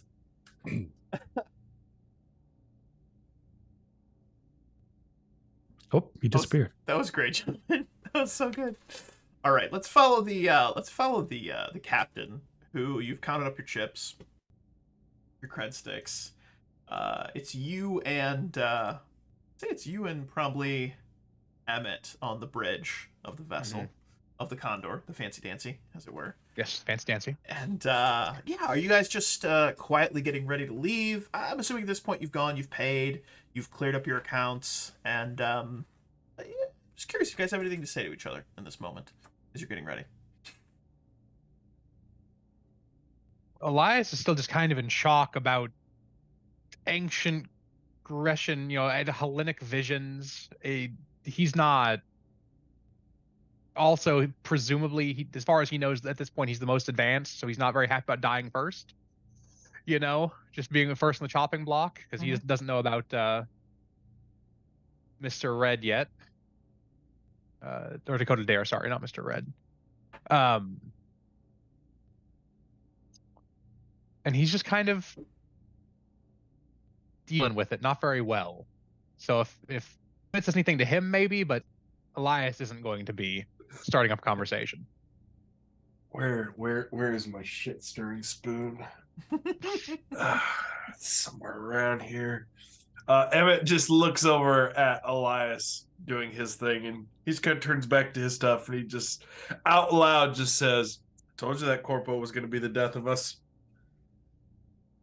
Yeah. Yeah. Maybe he saved us too. We wouldn't have gotten off here this plan without it. Maybe we'll still live, he says without very much hope in his voice. Well, I mean, it's very much just like, well, I mean, I get to take, you get to take solace, and you get to go first. We get to watch you go. Well, you get to see how it happens too. It's doing nothing to help him at all. No, absolutely not. The he's not very happy about it, but he's also giving you some shit back. Like,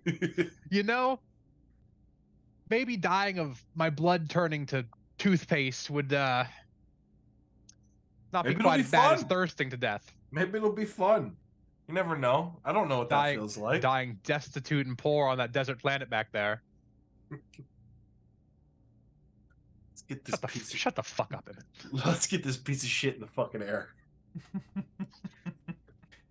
I like that. So He's definitely call down to Ross and make sure everything's running smooth and through the intercoms. Yeah. Engine ready.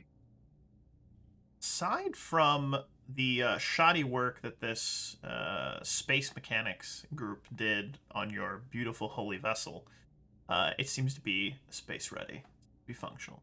You guys can take off if you want to. Let's get the fuck off this planet. That.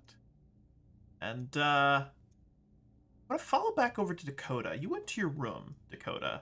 Did you head off to the galley, maybe to go and grab a drink? What were you doing? Getting dressed in his second favorite leather jacket. Probably after the near-death experience, some stretch and a low V-neck shirt. I like that.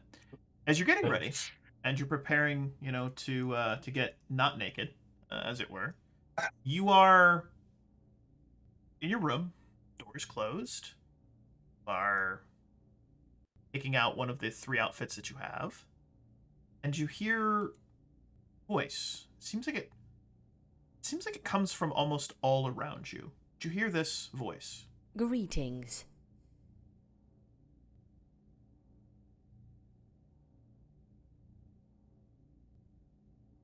Yes, how can I help you? I don't recognize that voice. Do we have guests?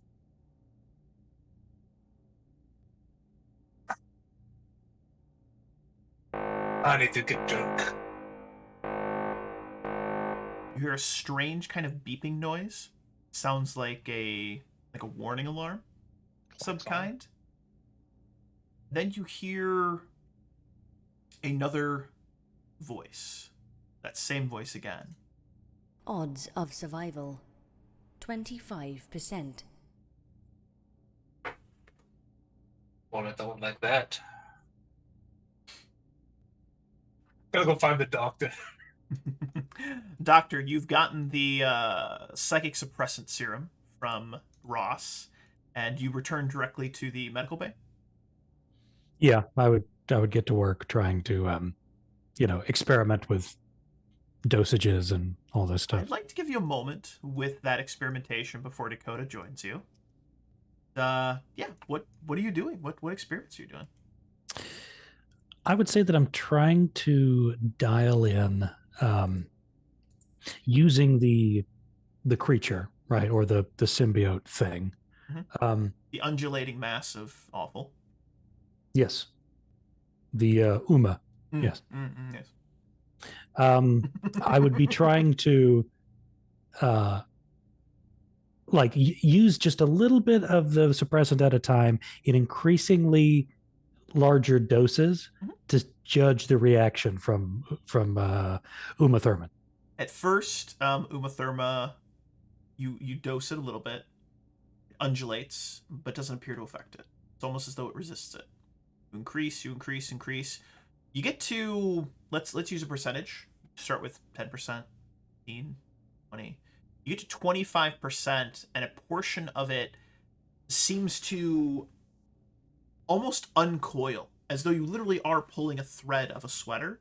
You kind of watch it uncoil. The thing recoils. If it's in a petri dish, it skirts to the edge of the petri dish and is undulating almost as though it's afraid. But it was roughly a 25% dosage. Seemed to begin to unmake it. Is the thing still intact. Yes.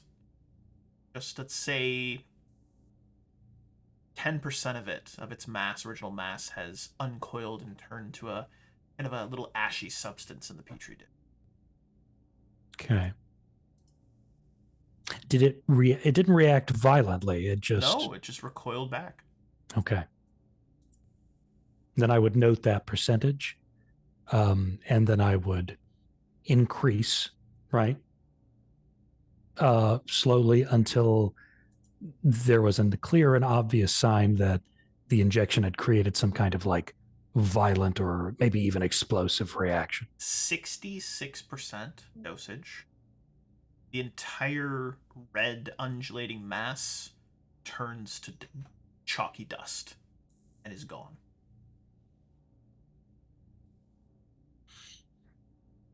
I would note that in the journals, and then I would turn and probably see Dakota. Yeah, perfect timing. Yeah, Dakota walks in. Please don't tell me how drunk I am. One thing. Hearing things. I usually don't hear things when I'm drunk, so maybe I'm just really fucking drunk. Well, I'm not a breathalyzer. I suppose I can check for you. Why? What did you hear? I'll describe what I heard with the voice and the alarm.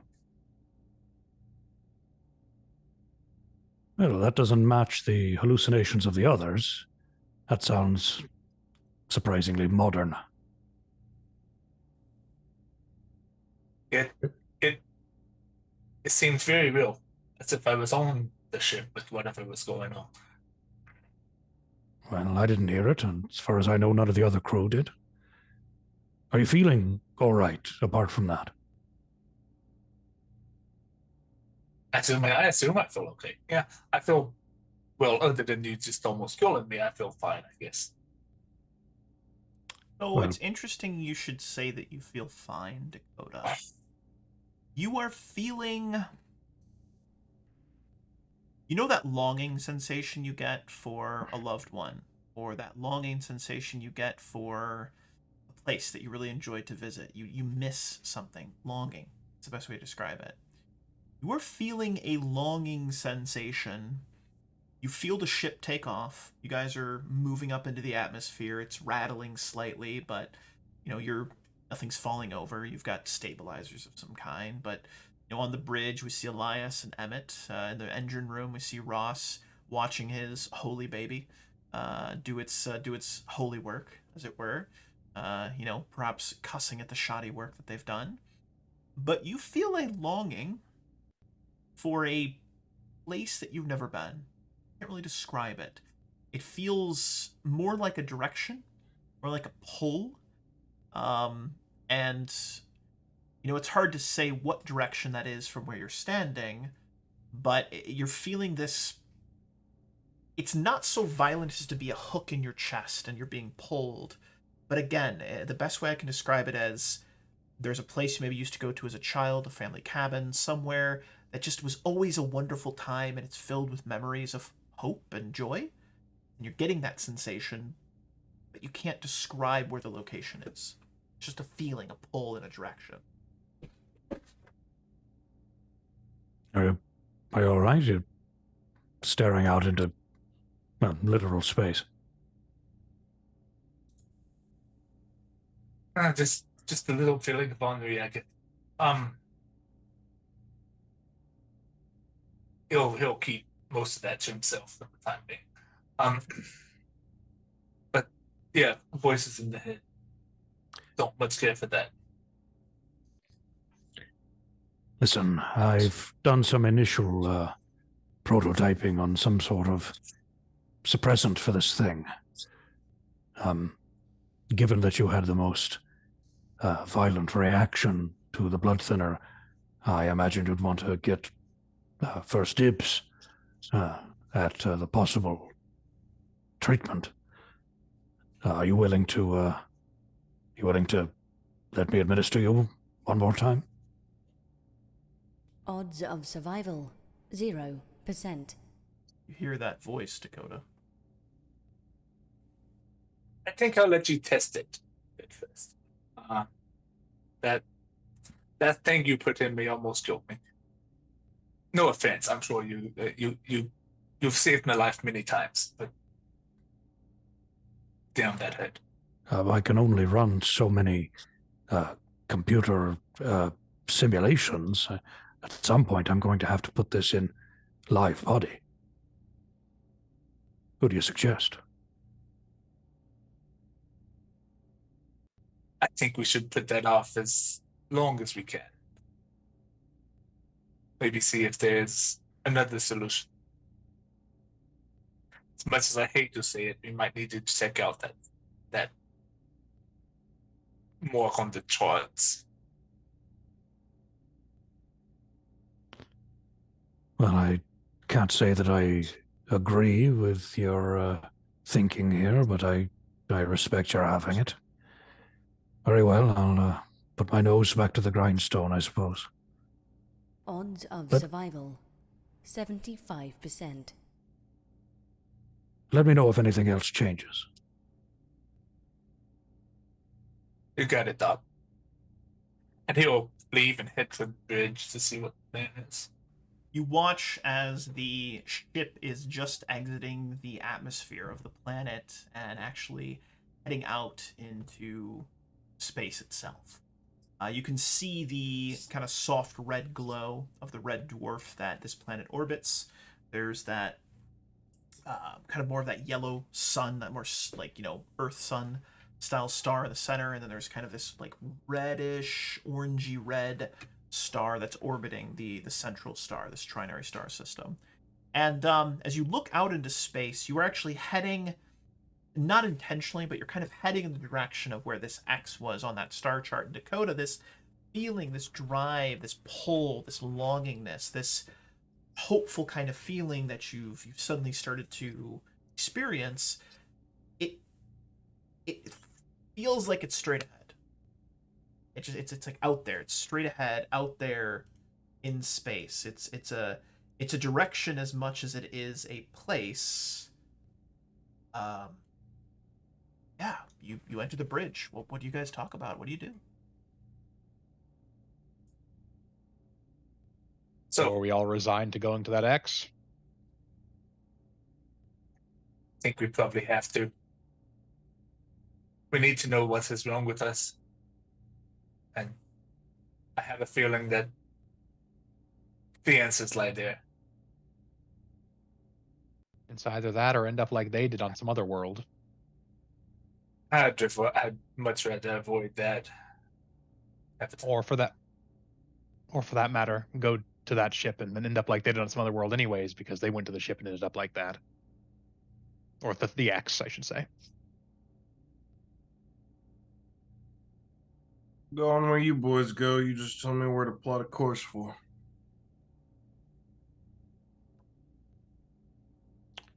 Head for the X for now. I'll go talk to the others. All right. Setting a course for... Yeah, he'll list off the coordinates. Yeah, he's just like setting a course for nothing. You saw the chart as much as I did. Yep. And Elias will, get up out of the captain's chair, I guess it is, and go walking through the ship looking for the others.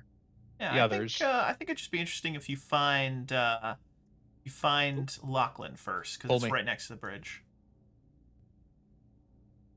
Mr. Lachlan? Yes, Captain. I was having a conversation with Emmett and Dakota on the bridge, and I think we're, at least the three of us are of mind that we head for the X on the star charts. I don't think we're going to resolve this any other way unless you think you can do something with time. Captain, how does Dakota seem to you? Can I make a check to see if he seemed off to me? Dakota, how did you see him? I'd like you to take some creative license here. Just a cool dude. He probably did seem off. Yes, he was trying to hold to his normal nonchalant self, but you could tell he is concerned. He's not a very good liar, which is unless he has to be, but at this point it doesn't have to be. And Elias is pretty good glassy-eyed at spotting stare. lies as well. Glassy-eyed stare is the way I would describe what you're saying, Dakota. There's kind of a glassy-eyed stare on his face. And kind of glassy-eyed, maybe like he had some brain fog. He seemed like he was trying to behave like normal, but I don't know if there's something else there. And just staring out in the direction that we were heading. Just.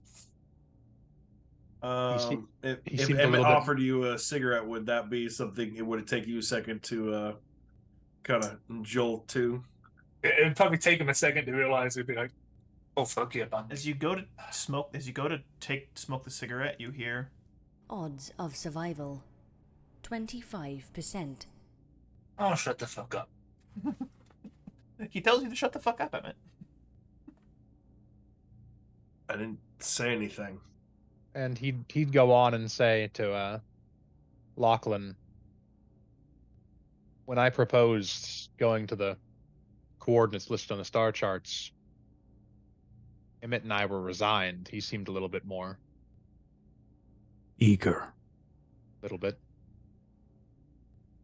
He didn't put up much of a fight. Emmett and I had been talking about it on the bridge previously, and we weren't excited.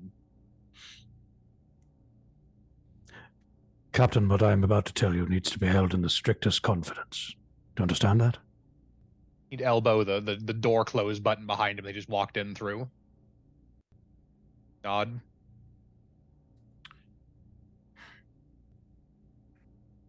Dakota has... His genetic code shows the signs of psychic activity. Now, it is obvious. It obviously hasn't developed. It doesn't enable him to do anything that we don't know him to do. But it's there, in the DNA. And I suspect, with increasing confidence, that that's why he had such a violent reaction to the blood thinner earlier. This thing interacts with the psychic tendencies at a genetic level, makes things that much more complex, let's say. What's the chance that the psychic that we encountered in the bar was a trained psychic before this thing got a hold of him? I'd say fairly high, Captain. Then you think he was trained, and that was the problem. Yes. I believe that Dakota is still with us and still reasonably lucid because he does not have command of his abilities. Or, more accurately, he doesn't have any abilities at all at the moment. He may never will. Do we have any solutions if it does develop into a problem like the man at the bar? I have developed a suppressant, but the higher dosages, well, could be lethal. We must, if we need to use it, apply it with the utmost caution. Yes. Elias is looking at Lachlan for lies. I made some adjustments. So he totally believes them. Elias would nod and say, well, third resort's the blaster. Second resort is what we saw at the bar, and hopefully your first line of response will handle it. If it develops into a problem. From what we've seen from all three of the people that we know visited that ship, all three of them had severe problems, and I can't imagine that the psychic would be immune just because it wasn't trained. If I had my druthers, Captain, I would say that we wouldn't set foot anywhere near that ship, but it seems as if our hands are being forced. All I ask is that you keep an eye on Dakota, and if he seems to indicate even the slightest strange behavior, you let me know, and privately. Do you have more than one dose available of your concoction? Depends on the dosage. In smaller percentages, I could probably treat 3 of you. If a larger percentage was needed, it's one shot. I'd say split it into 2 doses. Give me one, keep one. And if one of us has an episode, like the psychic in the bar, you'll know where the other dose is, I'll know where the other dose is, and we'll keep it quiet. That seems reasonable. Hand it off to me when you get it prepared. I'm going to go speak to Ross. Right. And he'll make his way from the med bay. Ross, what is your disposition in the engine room next to your holy object? It was fairly pleasant after the conversation with the father, but it has grown steadily worse considering he is now embroiled in tearing out secondary power relays and trying to make some semblance of order out of the repairs that were inflicted on his vessel. Beautiful beautiful word choice there, inflicted. I like that. And Elias will, knock on the bulkhead of the door as he walks in and says, "It's as bad as we thought it was initially." And sort of Ross is half buried in a panel in the wall and emerges with just tangles of various different wires and relays. Not even the same gauge. What? The ship or the bundle of wires in your hands? Oh, and he just sort of like stuffs them back in and pats the panel for a moment. I'll deal with that later. Yeah, Elias has a 0 fix for him, so he can talk engine with you, but he doesn't know the finer points. It's just they really mangled her, Captain. It's not great. Enough to get us across the system? Oh, she's a tough young bird. She'll be fine. We'll make it out there well enough. Just we really need to set down in a proper starport. We have credits to do that. I'll keep that under advisement. And if we're not dead. Yes. Yeah. Speaking of the dead problem, the other crewman and I had just finished discussing. I think we're headed for the point on the star charts we found. The ship they were discussing. The doctor doesn't think that he can fix this, I don't believe, and I don't think we're going to find a solution anywhere else. And the worst comes to worst, we're going to go infect a bunch of people if we go and die like they did. You like being a hero? No, but hey, this is why we're out here. Right? Well, at least this is why I'm out here. We're going to see something that nobody probably living has seen in hundreds of years, because everyone who's seen it has died, which is fine, because we will be the first to survive. Yeah, Elias gives him a weak smile and says, "Well, that's one way of looking at it. Well, I think we'll be under 3/4 burn for another however many hours it'll take us to get to the ship-in system, and from there we'll see what happens. Should give me enough time with some stims to tear out half of the ship. If you need a hand, I'll be around. I think Elias or Emmett can handle the bridge." Well, thank you, Captain. If you could actually replace the secondary power relays on deck 2 and 3, that would be really kind of helpful. Is that something I'm capable of with a fixed 0? Actually, I have an int 2, so I'm actually pretty fucking good. Standard maintenance. You're okay. fine. Won't even make you make a check. Do it. Perfect. Pretty standard stuff. Yeah, and Elias is totally willing to crawl through corridors and shit. He's okay at every position on the ship, essentially. He has, fix 0, fly 1, or pilot 1, that kind of thing. And as any good captain would be, right? Good. Yeah. I figure he should be able to replace just about anyone on the crew if he has to. I'd like to pivot back to the bridge with Dakota, Emmett, sitting at the bridge, feel the ship kind of push as the G's start to increase, and you can feel yourselves kind of get pushed back into your seats as the drive gets faster and faster and faster, and you push forward. But that feeling of hope, Dakota, feeling of longing, it becomes more and more of this kind of warm, soft, almost like the embrace of a loved one. You start to feel the but closer with each minute. With each passing minute, starts to feel more and more like an embrace.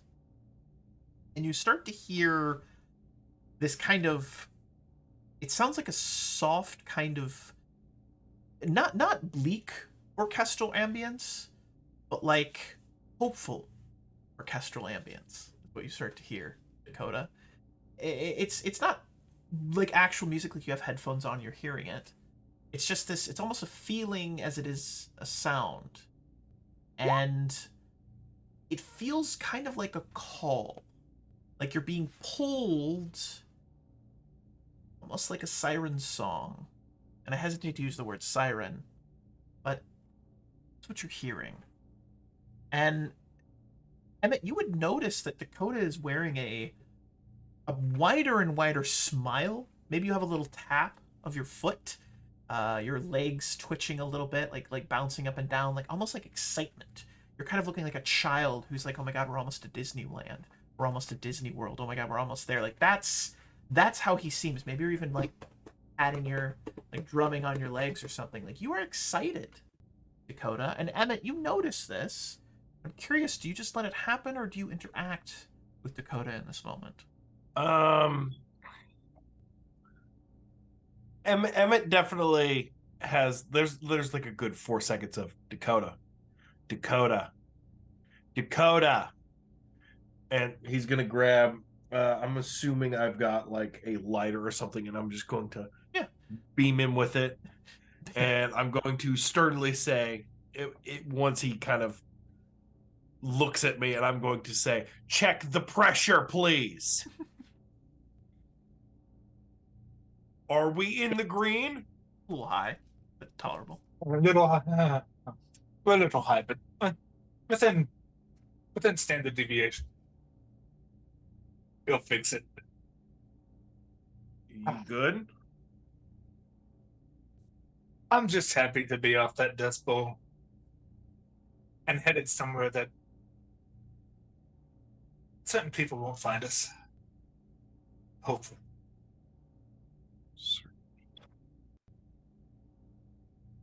Okay. I'm going to, I'd like to just kind of hit my compad and just send the captain a message, just like, hey, when you get a second, come to the bridge. Captain, you have your head in a panel. Bing. That's the captain's sound for his space phone. Is that So- the first couple of bars of Under the Sea? It was. 100%. 100% was. Yes, it was. Thank I'm you for so glad noticing. I'm not Yeah. the only lunatic. It I was like, was. wait a minute. Under the sea. And it says gets the bridge as soon as possible. Okay. No, it just says when you get a second. I All would right, assume there would be a message back that's just like, yeah, give me 5, and Elias will finish the current task he's working on. You know, whatever Yep. step he does, he doesn't have to go back and do work to fix leaving it. Mhm. and while And he'll he's send a doing message. that, He'll send a message to Ross saying, "Hey, I got this done. Left additional, power conduits Standard at orchestral Junction ambience. 7." I just read So- your message. That's really funny. Standard orchestral ambience.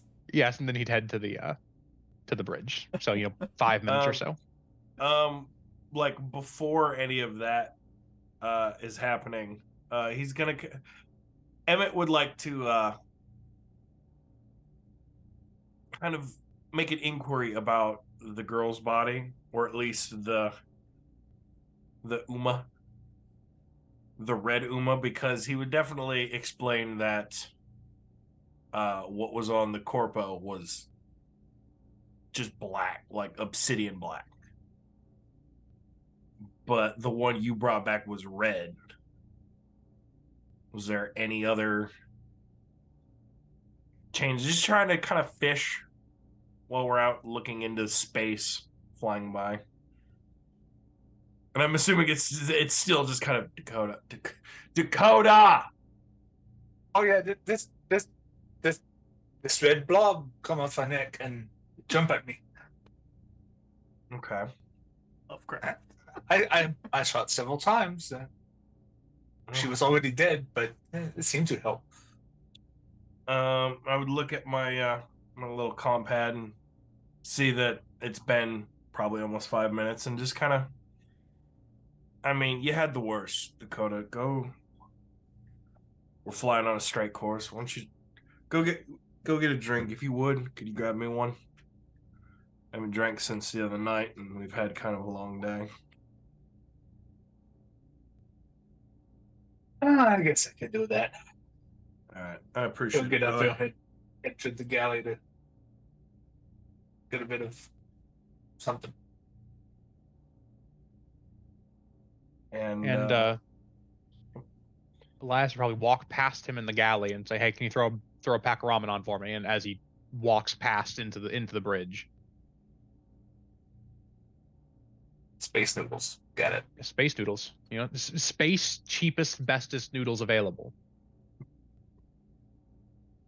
Makes Earth modern day Earth ramen look like sort of Ramen? like Michelin 5-star Michelin.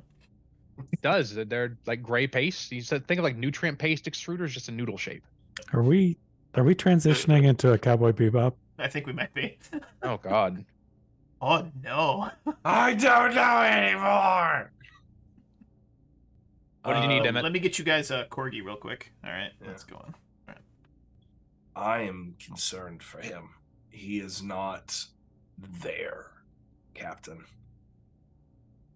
Like, usually when we sit here while everyone else is doing work, he's checking my gauges. It took 5 minutes before he would even listen to me to check pressures. That's not Dakota. I'm not gonna say he's cognitive, like he's awake, but he's walking through mud. Like, once you get his attention, you can have a conversation, but I mean, getting him out of the mud, I don't know how else to describe it. I'm concerned. I'm beyond concerned, but not sure what else we can do but investigate this ship for any signs of I hesitate to say cure, solution. I want to at least find out what the hell's going on. It's been like an hour, I assume, since I left the bridge the first time. I went and talked to Hex for 5 minutes, went and talked to Ross for 5 minutes, did 45 minutes of work, and then headed back to the bridge. Mm-hmm. All right. He says, I'm gonna go check on the doctor, and he's running a test. I'm gonna go see what the results of that was. Did you need anything else? Just past my concerns. I'm just concerned. I'd like to pivot over now to Dakota. Dakota, you went to the galley to get some food, right? Yes. Yeah. Everything in here tastes like dirt. You go to eat some ramen noodles, tastes like dirt. You go to eat maybe some like freeze-dried, like some like I don't know, like some like spaceman ice cream, like the freeze-dried ice cream, tastes like dirt. Everything tastes terrible. Nothing tastes good. What about my whiskey? The whiskey Tastes like dirt. tastes like dirt. Tastes terrible. You hear this? Well, this I'm sorry, but this I ruins my can't do appetite. that. I'm sorry, but I can't do that. Just like Bud Light.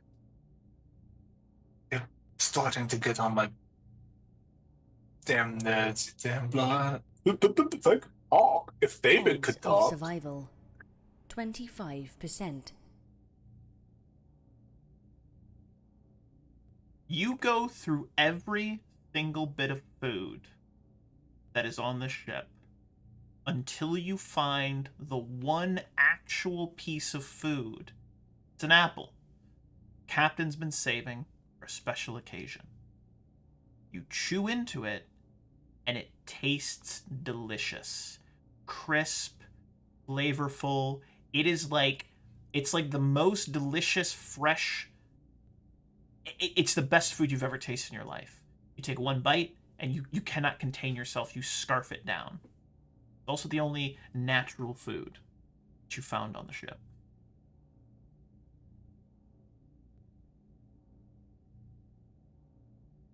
Well, if there's more of that around, that's and you continue to look Right, for more food, yeah. natural food. You're still a little hungry. Yeah. More fruit or something. And Captain, you head off to the medical bay where the good doctor is still performing some experiments. Take it away, gentlemen.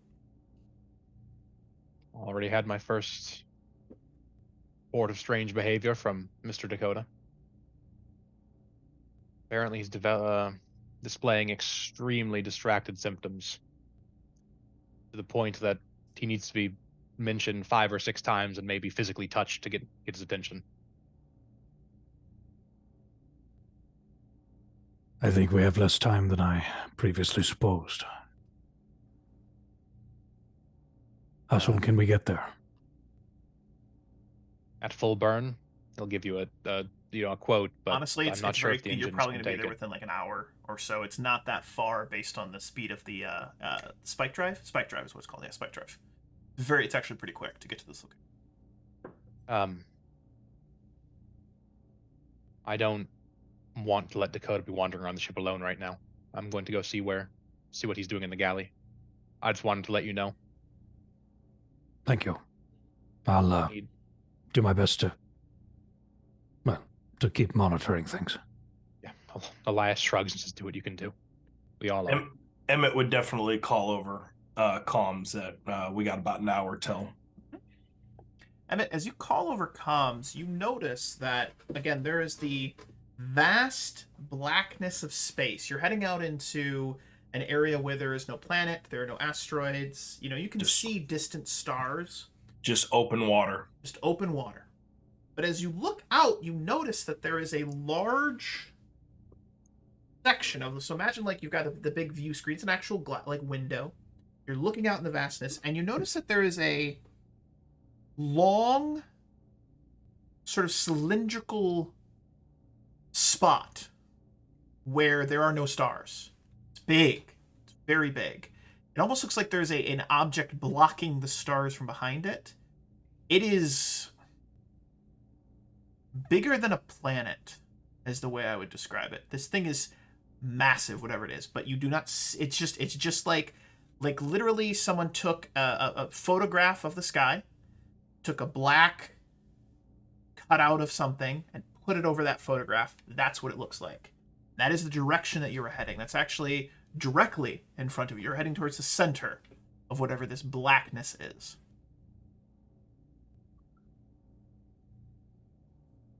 Whoa, man. Okay, so is there anything at my disposal at my station where I could just kind of any form of scans at all for any ships? What? Yes, absolutely. You could send out some sort of pulse, some sort of scan. It's not as high tech as like Star Trek would be, but you've got the ability to maybe send out a beacon of some sort or a beam of energy to try and see if you get like a ping back.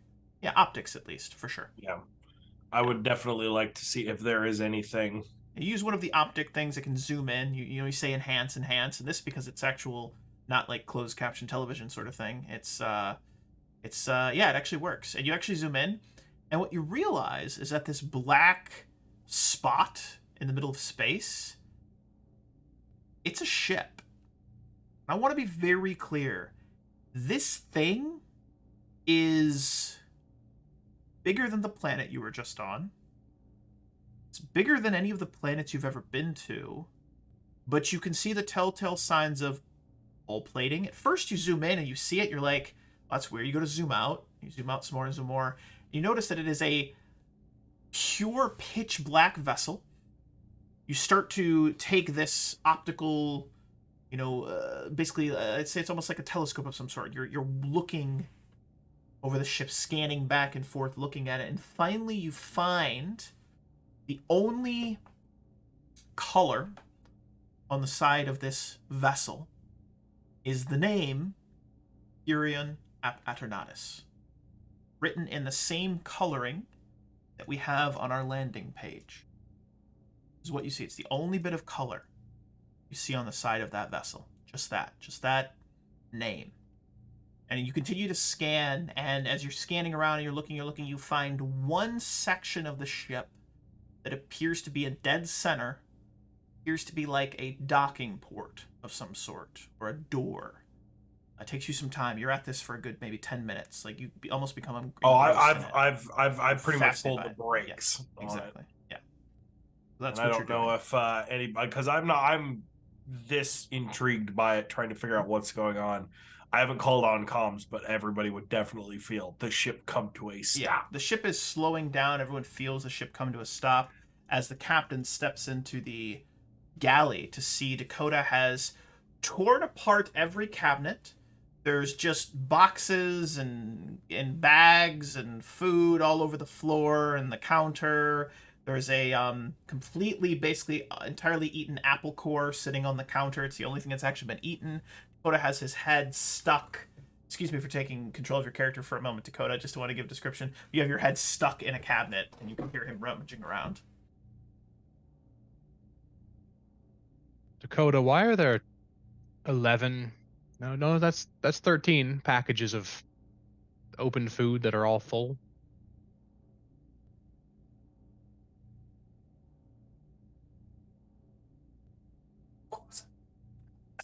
He died.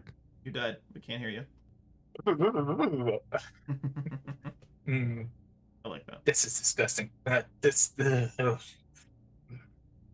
it bad? Nothing tastes good, Captain. It all tastes like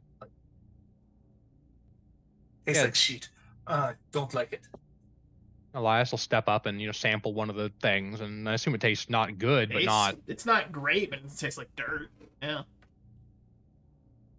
The apple that was good. I haven't had a fresh apple in a long time, but everything else, can't even drink them, man. The whiskey tastes disgusting. Did you try water? Go try some water. The most crisp, wonderful tasting fresh water you've ever experienced. That's what this tastes like. Oh, this is gonna make me be sober. I'd like to say this is probably when the brakes get hit and it goes all over. Oh, absolutely, absolutely. I love that. Drinks water, spills down his shirt. Yep. Yeah. I have a drinking problem. Damn it. Sploosh. I like this shirt. Yes. Drink your fill. But when some more water, drink it. Don't get yourself sick. Try and clean up and go talk to the doctor. Oh, I can do that. Hey, start trying to put stuff up. two or three glasses. He says, and wanders back out into the bridge. I love it. He wants to get away from that situation. Not. He leaves the door open behind him to make sure he's not doing any other weird shit. But I'm guessing there's no more natural food on the ship. Unfortunately, not, sir. No. I'm gonna have to stomach it down or store it to death. I'll just chug a glass of water. And he'll, as he's doing that, he'll send a text message to, as he's walking into the bridge, kind of looking down, not noticing that Emmett's engrossed in the screens. We'll send a text message to Lachlan and explain what he walked into in the galley, and say if he says anything different, let me know. I think Lachlan would respond with just a single sentence: "Be prepared to contain him." Shit. Emmett, are we to stop? He calls as he, approaches to stand over Emmett's shoulder at a station. Captain. And he's going to point to that. He's going to point to He's pointing to the whole section, not even at the screens. That's just pitch black. Just the whole thing. What's our distance? A noticeable distance where it would be odd for a vessel to be that large. That's your distance. Okay, so he's making sure it's not perspective because we're in space and it's not 12 feet outside of our viewport. Yeah. Like, just kind of stands there for a minute staring at the thing. Like, what? Because I assume nothing, at least, post tech built is nearly that big. Not even 100th the size of this thing.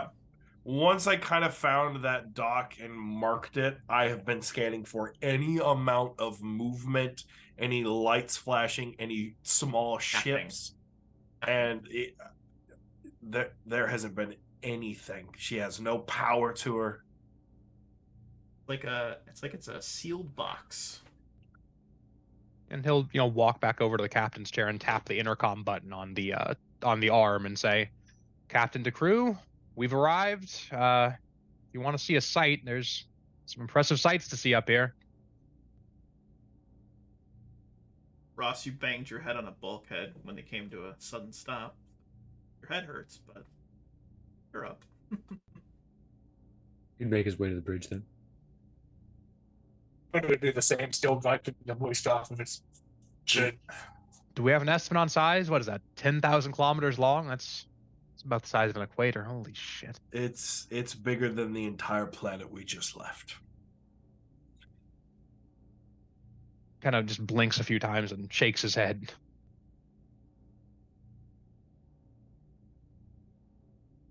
Lachlan, do you join them? Emmett would actually go because he knows Lachlan is the only one who's not been affected at all by the blood thinner. He didn't have any of that stuff.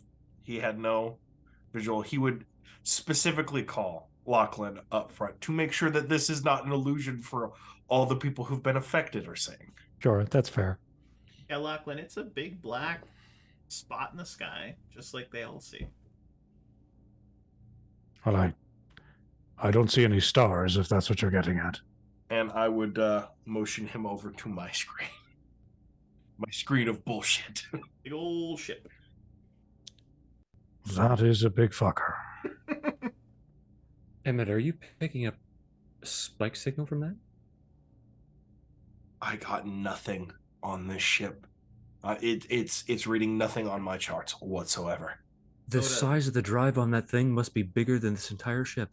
Dakota, that ship, Dakota? Oh, that warm, hopeful feeling. Yeah, I'd say he's probably already walked up to the viewpoint and it's just like leaning as close to. Yeah, Elias points at it and says, "That thing's got to have gravitic compensators on there somewhere. It'll tear itself apart if it tries to turn." It's more advanced than anything we've ever even conceived. I haven't even heard of pre-tech ships that large. Even the bulk freighters. That's where we're going. Am I getting any read on it with my scanning and with my optics? Was there any amount of guns, any ports for cannons? Smooth like a baby's bottom. Oh, that big old smooth vessel. It can't be this big undefended. You can't have something this massive and have no way to protect that kind of mass. You mean protect that kind of mass? What shipboard weapons that we have could touch it? Oh, I'm not saying we could do anything to that thing. I'm just saying. I mean, even a navy cruiser, it'd be like shooting a cruise ship with a machine gun. I would like to. I'd like to look to Ross and Lachlan and specifically ask, have you either, in any amount of religion, conspiracy, anything, have you heard of a ship this large before?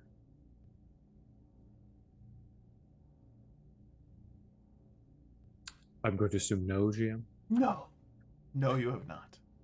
Elias says, "Noah's fucking Ark. Bring us in." There you go. Well, yes, I was about to say that the bark, the barchetta, an old symbol of Judeo-Christian folklore, but nothing as big as this motherfucker. All right, I'll bring her in. I would. They'd have to have mined a whole belt dry to get enough metal for this damn thing. That's. I don't even think it's one belt. That would have to be so many. I mean, could you get a read on its composition? What is it made out of?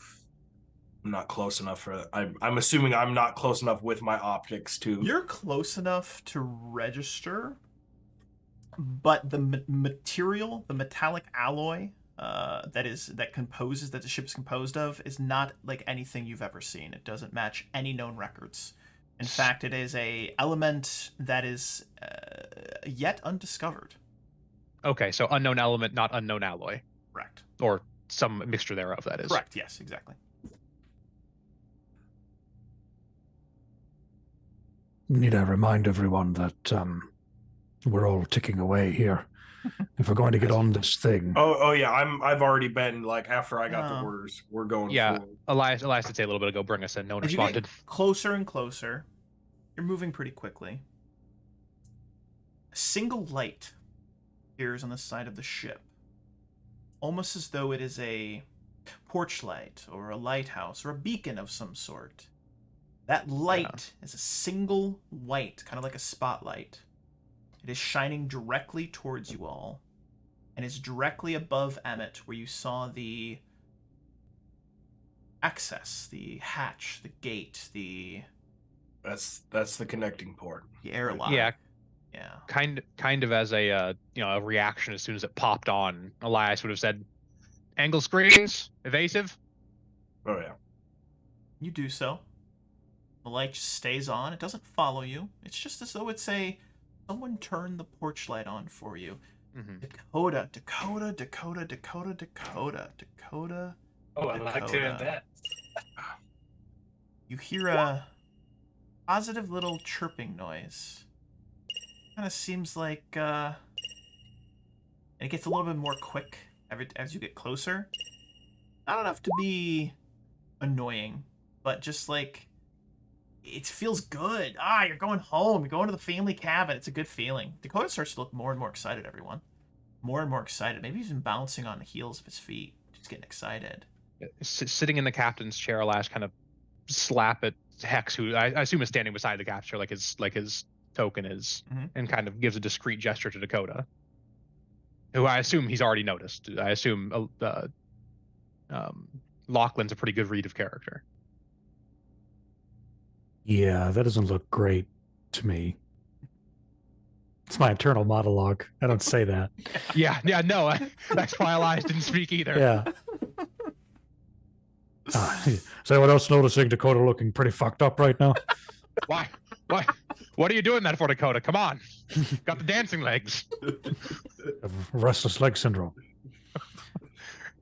No, I think he would put his hand on Dakota's shoulder, right, to try to so that it feels like a comforting gesture, but is also like steady on, right?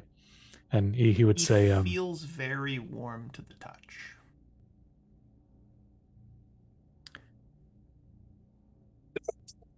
His hand up on top of Lachlan's hand as like a welcoming type gesture. Almost there. Almost there. Almost there. That's right. We're almost there. And I think our last moment of today's session is going to be Dakota murdering all of us. Fancy Dancy. Holding up next to this vessel, her own lights illuminating the side, and the airlock extends out as though it is an arm reaching towards you. And we would watch as, I'm assuming you plan to dock with this ship. Correct me if I'm wrong. Yeah, as the arm reached out, Elias kind of tapping the edge of his captain's chair, like, oh, I fucking think could crush us, Jesus Christ. We watch as the ship connects, and we watch as the crew itself doesn't move down, but we move down to the airlock, where we look through the window, and we see a pure white door on the inside of this airlock. And we go kind of up to the edge of that airlock.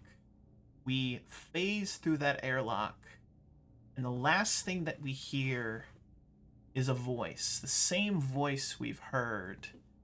And it simply says, "Welcome home." That is where we will end today's session. Cue One Coheed and question. Cambria. There it is. One question in result to the airlock. Yeah. So we're docking with the edge of the ship, not going inside of it, not into like a hangar. Okay. Correct. Yep. You're docking with an external docking port. You're docking with the edge of the ship. You guys can still make a quick break for it, you so choose. But great session, everyone. Broccoli is great. Good to have you back, man. Thank you so much. I like the Illuminati symbol. Thank you so much. That's hilarious. And good job, everybody. Good job. Great. Would you say that we're at the event horizon of the ship? So. I think we are. I think we are at the event horizon of the ship. Yeah. I would say you guys are probably going to have to stop Dakota from pushing to get on that ship. I want to The say next session. compliments to David for leaning into me, filling his character's mind with random voices. So thank you for that, man. You did a great job. I appreciate you. Yeah, that's fun. That's always fun. I love random voices. Makes me feel more like it's my real life. Oh, there it is. It's a joke. It's a joke. It's not though. But anyway, so I just want to say thank you so much. I really loved what you guys did with these character-driven scenes. I thought you all did a fantastic job. I was really hoping that today's session would be a lot of you guys just trying to figure out what the hell is going on, and some of these interactions that you guys had together, it feels like you've been a crew for a long time. So I really want to just compliment you guys. That was fantastic. I was laughing my ass off at some of these scenes. I was on the edge of my seat listening to you guys trying to figure things out. It was really, really good. But as I always say as well, any final thoughts, questions, comments, or concerns from our players before we wrap up today's session? Oh, I had a good time. Thanks for running.